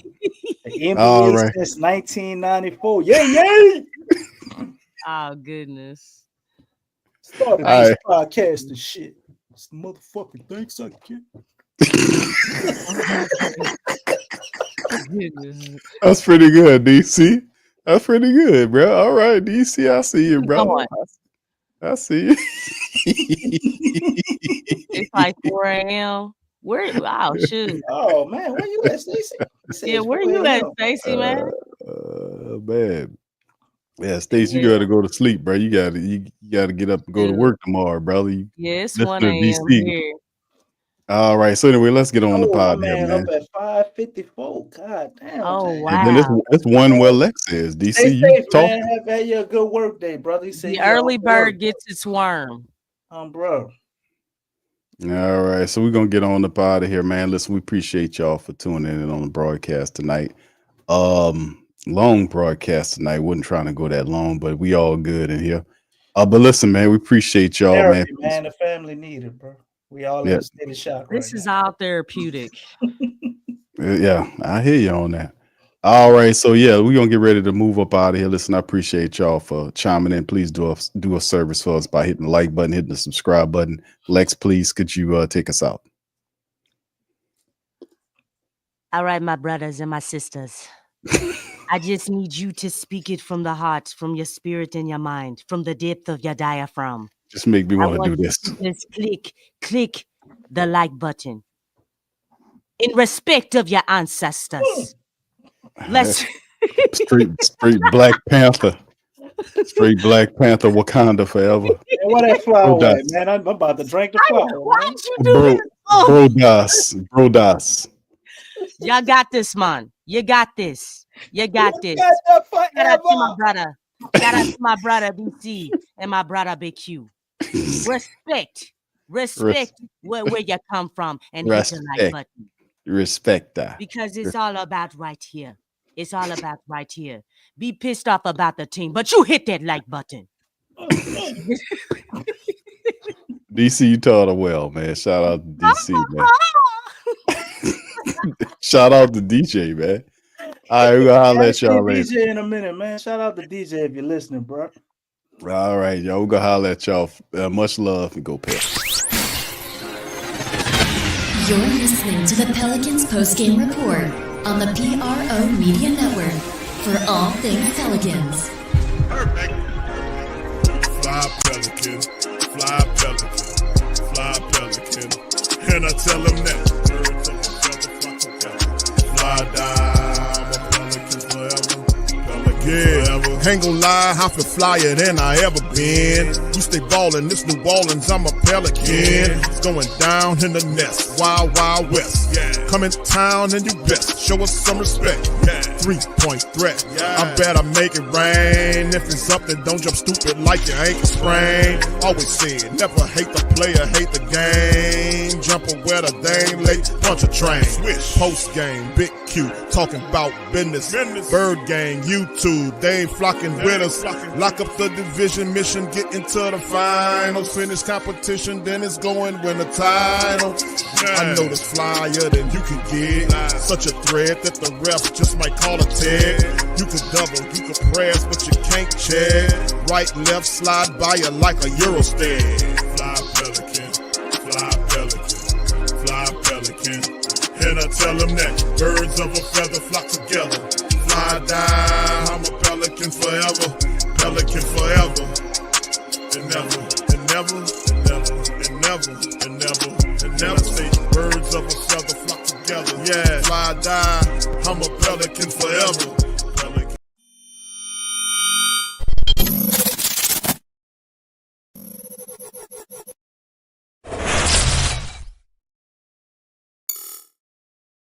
TheWhoThatDaily.com. That's right, TheWhoThatDaily.com. Your one-stop shop for everything New Orleans Saints, New Orleans Pelicans, LSU Tigers, even the top flight boxing news. So if you're a Who That and you're looking for a place to stay up on your team, TheWhoThatDaily.com is your site. TheWhoThatDaily.com for the sport Who That in all of us. That's right, the Pro Shop is the platform store where you can go and buy all the latest merch to support the platform. Available at the Pro Shops, we have dozens of hundreds of products available for you and your family. Unisex tees for men and women, hoodies and sweatshirts, tank tops, kids and baby items, long sleeve tees, mugs, pillows, wall art, bath bedding, face masks, phone cases, stickers, bags, fanny packs, socks, hats, and many other items. Please feel free to check out the Pro Shops. The link is in the description section below. Remember, it helps the platform continue to grow. Check out the Pro Shop and Who That too.